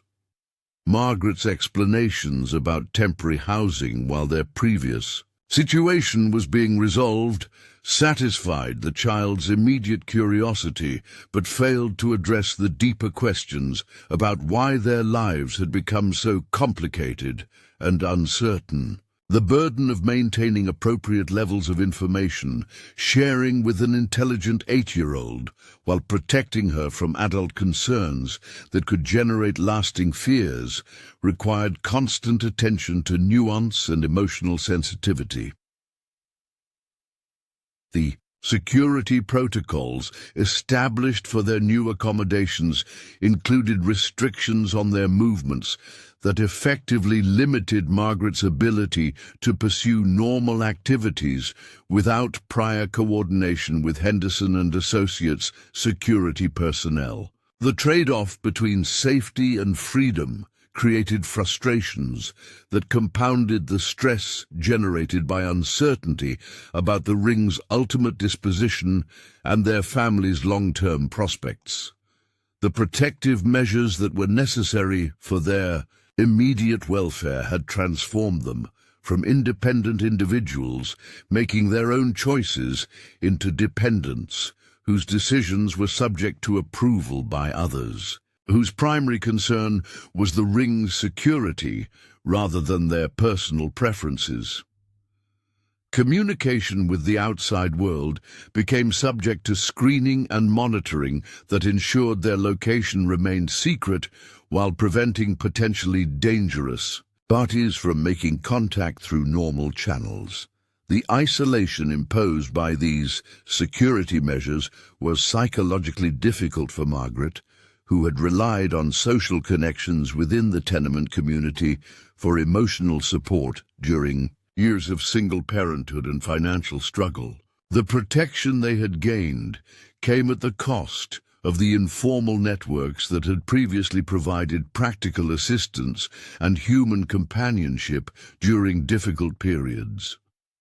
Dr. Blackwood's daily briefings about developments in the ring's situation revealed the extent to which their personal crisis had become entangled with larger conflicts involving government agencies, international collectors, criminal organizations, and various cultural institutions whose competing interests created a web of pressure that seemed to tighten with each passing day. The artifact that Margaret had hoped would solve their financial problems had instead made them central figures in disputes that involved millions of pounds, national cultural policy, and international law enforcement cooperation.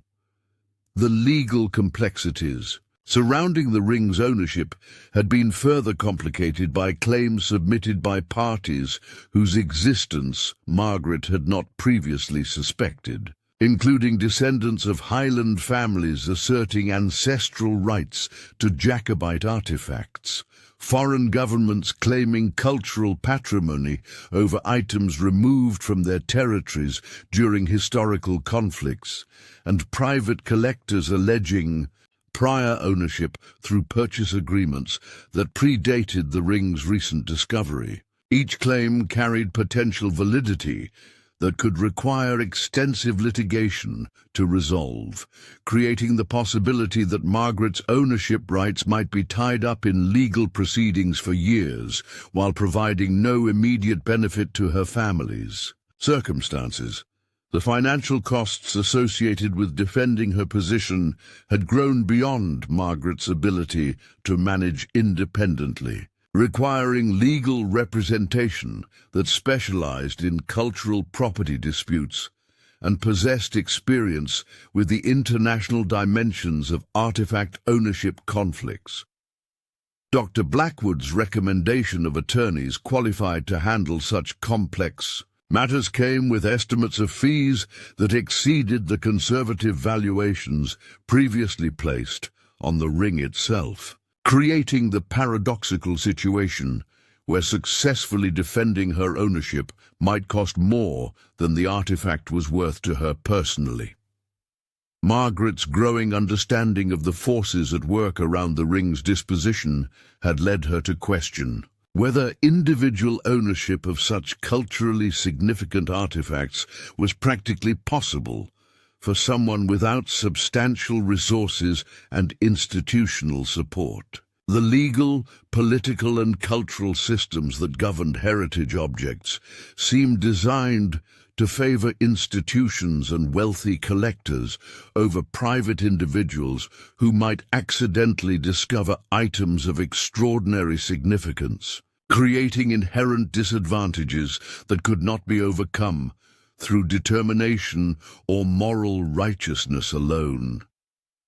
The pressure to make decisions about the ring's future continued to intensify as various parties sought to influence Margaret's choices. Through combinations of financial inducements, threats of legal action, appeals to patriotic sentiment, and warnings about personal safety that created a decision-making environment characterized by conflicting information and uncertain consequences. The absence of any neutral party capable of providing objective advice about her options left Margaret dependent on sources who possessed their own interests in the outcome, making it difficult to distinguish between genuine concern for her welfare and manipulation designed to serve others' objectives. The daily routine in their temporary accommodations was structured around security requirements that limited spontaneous activities while ensuring that both Margaret and Sarah remained under protective observation at all times. The constant awareness of being monitored, even by parties whose intentions were benevolent, created psychological stress that affected their ability to enjoy the improved physical comfort of their new living situation. The freedom they had taken for granted during their years of poverty had been replaced by safety that came with restrictions that made normal life impossible to maintain. As the week progressed and pressure from various interested parties continued to escalate, Margaret began to realize that her situation had evolved beyond questions of personal choice or family welfare into a complex international incident involving cultural heritage, criminal enterprise, and government policy that extended far beyond Edinburgh's boundaries. The ring had become a symbol and focal point for conflicts that existed independent of her family's circumstances, yet their welfare had become dependent on the resolution of disputes that they had no power to influence or control effectively. The weight of responsibility for making decisions that could affect not only her own family's future, but also Scotland's cultural heritage and the precedents governing artifact ownership rights created a burden that seemed impossible for any individual to bear adequately. Yet Margaret understood that avoiding decision would itself constitute a choice that might expose them to consequences even more severe than those associated with active engagement with the forces seeking to control the ring's ultimate fate. Resolution came not through Margaret's choice, but through an event that no one had anticipated, and that would transform not only her family's circumstances, but also the very nature of the conflicts that had surrounded the ring's discovery. On a fog-shrouded Edinburgh morning in late March, as Margaret sat in their temporary flat, reviewing yet another set of legal documents while Sarah worked quietly on her schoolwork, the sound of urgent knocking at their door brought with it news that would change everything they thought they understood about the ring's significance and their connection to Scotland's hidden history. The visitor was Miss Catherine MacLeod, but her appearance and manner were dramatically different from her previous diplomatic approach. Her clothing was dishevelled, her face carried the marks of recent tears, and her hands trembled as she spoke of discoveries that had been made in Highland archives that shed entirely new light on the ring's origins and the Chen family's role in preserving Scotland's cultural heritage. The documents she carried, photocopied from centuries-old manuscripts that had been hidden in clan strongholds since the aftermath of Culloden, told a story that exceeded even the most romantic imaginings about the artifact's significance. Papers revealed that James Chen's ancestor had not merely been entrusted with the ring's safekeeping, but had actually been formally adopted into a Highland clan as recognition for his family's extraordinary sacrifices in support of the Jacobite cause. The Chinese merchant who had accepted custody of the ring had provided not just financial support, but had organized an entire network of safe houses and escape routes that had saved dozens of Highland families from English persecution following the rebellion's collapse. His descendants had been considered full members of Clan MacLeod, with all the rights and responsibilities that such membership entailed, including the sacred duty to preserve and protect the cultural treasures that represented Scotland's struggle for independence. More remarkable still was the revelation that the ring itself was not merely a piece of royal regalia, but had been specifically created as a symbol of alliance between Scotland's traditional Celtic culture and the immigrant communities that had chosen to make Scotland their home. The artifact represented a vision of Scottish identity that transcended ethnic boundaries, while honouring the contributions of all peoples who had committed themselves to Scotland's cause, making it a treasure whose significance extended far beyond its monetary value or historical importance to encompass ideals of inclusion and unity that seemed almost prophetic in their contemporary relevance. The authentication of these additional documents by Highland historians and genealogical experts had created a legal situation that fundamentally altered the competing claims surrounding the ring's ownership. Margaret's possession of the artifact was no longer based solely on inheritance rights, but was supported by clan membership that had been formally recognized and documented according to Highland law and tradition. The various government agencies and cultural institutions that had sought to override her individual ownership rights now faced the complexity of challenging not just personal property claims, but also traditional Scottish legal systems that predated and in some cases superseded British law.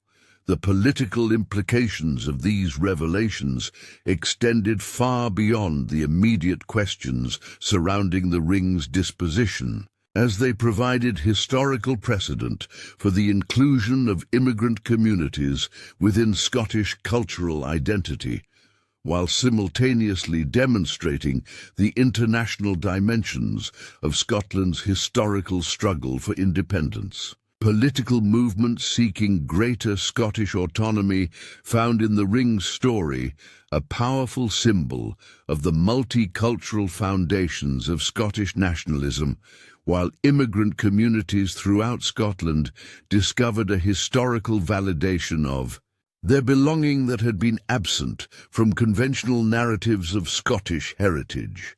The public announcement of these discoveries, made simultaneously by Highland heritage organisations and Chinese Scottish community groups, generated media attention that transformed Margaret from a private individual struggling with complex legal issues into a national figure representing themes of cultural integration, historical justice, and individual rights that resonated across British society. Newspapers throughout the United Kingdom covered the story extensively, with particular attention to the human dimensions of Margaret's situation and the broader questions raised by her family's connection to Scotland's hidden multicultural history.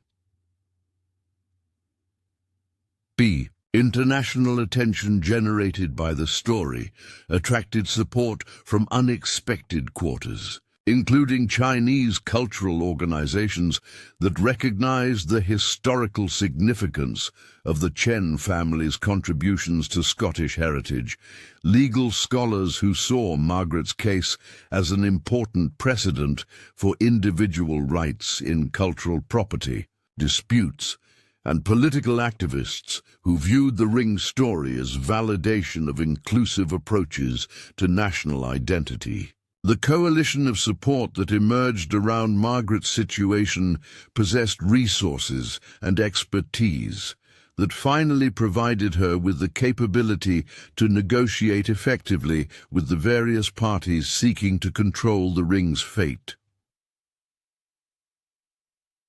The legal resolution that eventually emerged reflected the complex cultural and political dimensions that the Ring's story had revealed, with arrangements that honored both Margaret's ownership rights and the public interest in preserving access to such an important cultural treasure. The Ring would remain in Margaret's legal possession while being displayed in a specially created exhibition that would tour Scotland's major cities, with proceeds from admissions and related educational programs providing Margaret with substantial, ongoing income, while ensuring that the artifact's cultural and historical significance could be shared with the broadest possible audience.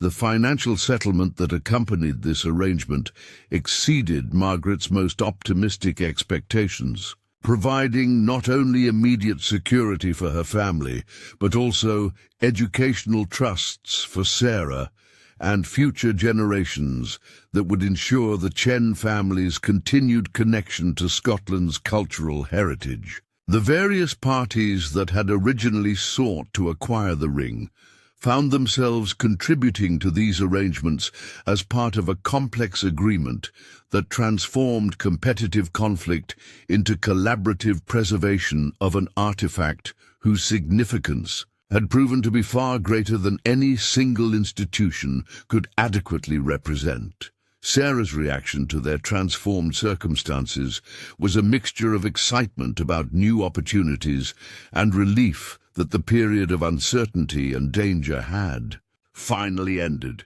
The child's resilience and adaptability had been tested by months of disruption and anxiety, yet her fundamental optimism and curiosity about the world had survived intact, suggesting that the experience might ultimately contribute to her development rather than causing lasting psychological damage. Margaret's pride in her daughter's strength was matched by gratitude for the support systems that had protected them during their most vulnerable period. The restoration of their independence came with continued security measures that reflected ongoing concerns about criminal interest in the Ring, but these protections were now provided through official channels that respected their privacy while ensuring their safety. The flat in Edinburgh's new town became their permanent home, a symbol of how dramatically their circumstances had changed, while serving as a base for Margaret's new role as a public advocate for cultural heritage protection and immigrant rights. Within Scottish society, the speaking engagements and media appearances that became part of Margaret's life following the Ring story. Public revelation provided her with platforms for addressing issues that extended far beyond her personal experience to encompass broader questions about cultural identity, historical justice, and individual rights that resonated throughout British society. Her natural eloquence and authentic connection to these themes made her an effective spokesperson for causes that had previously lacked voices with such compelling personal stories.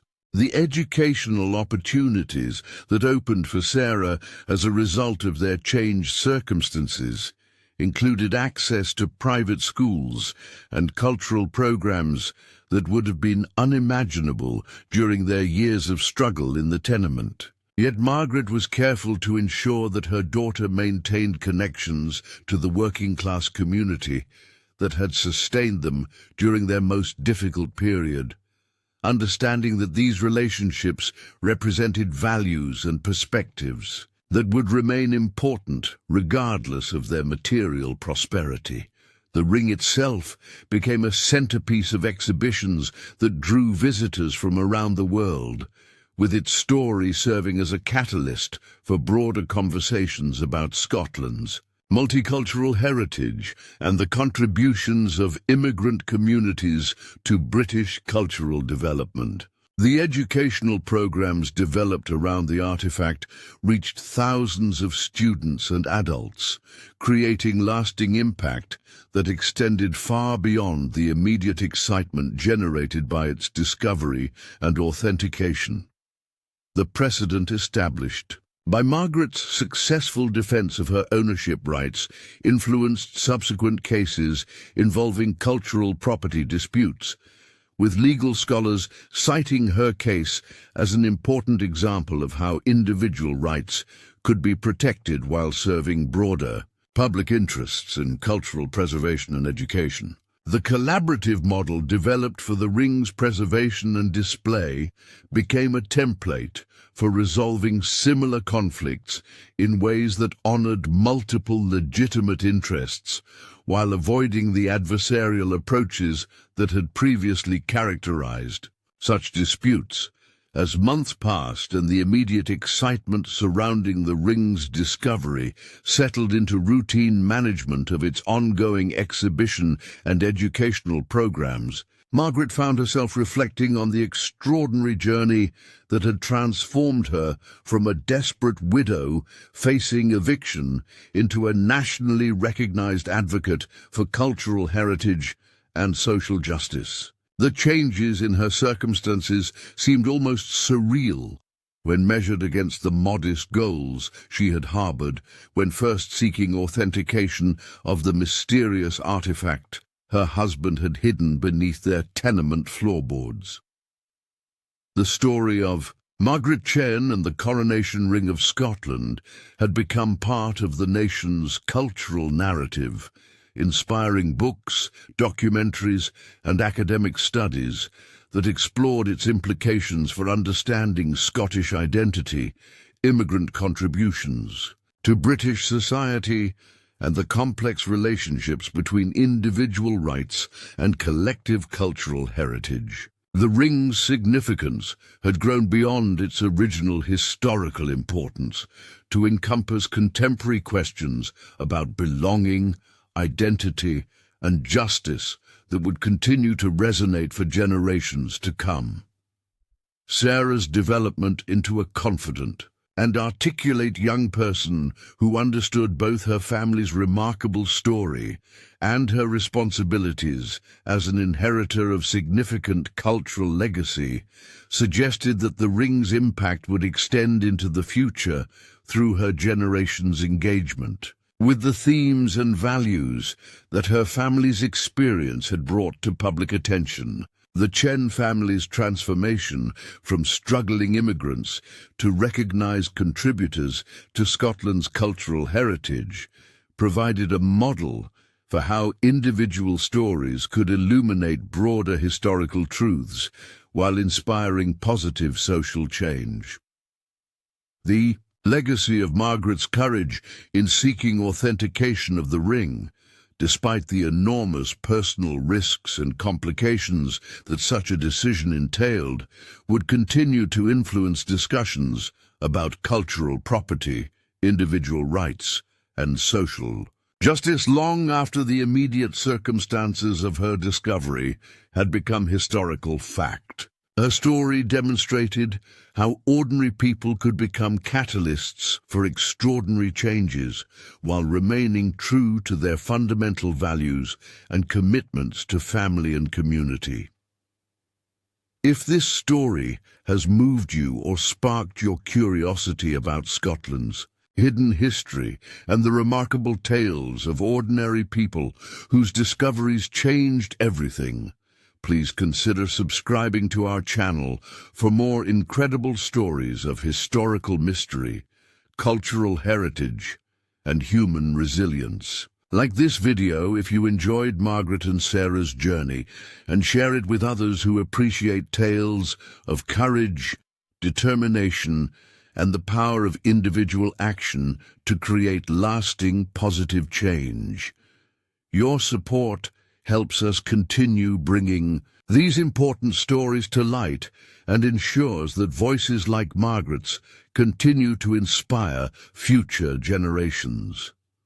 Thank you for joining us on this remarkable journey through Scotland's hidden past and the extraordinary present it helped create.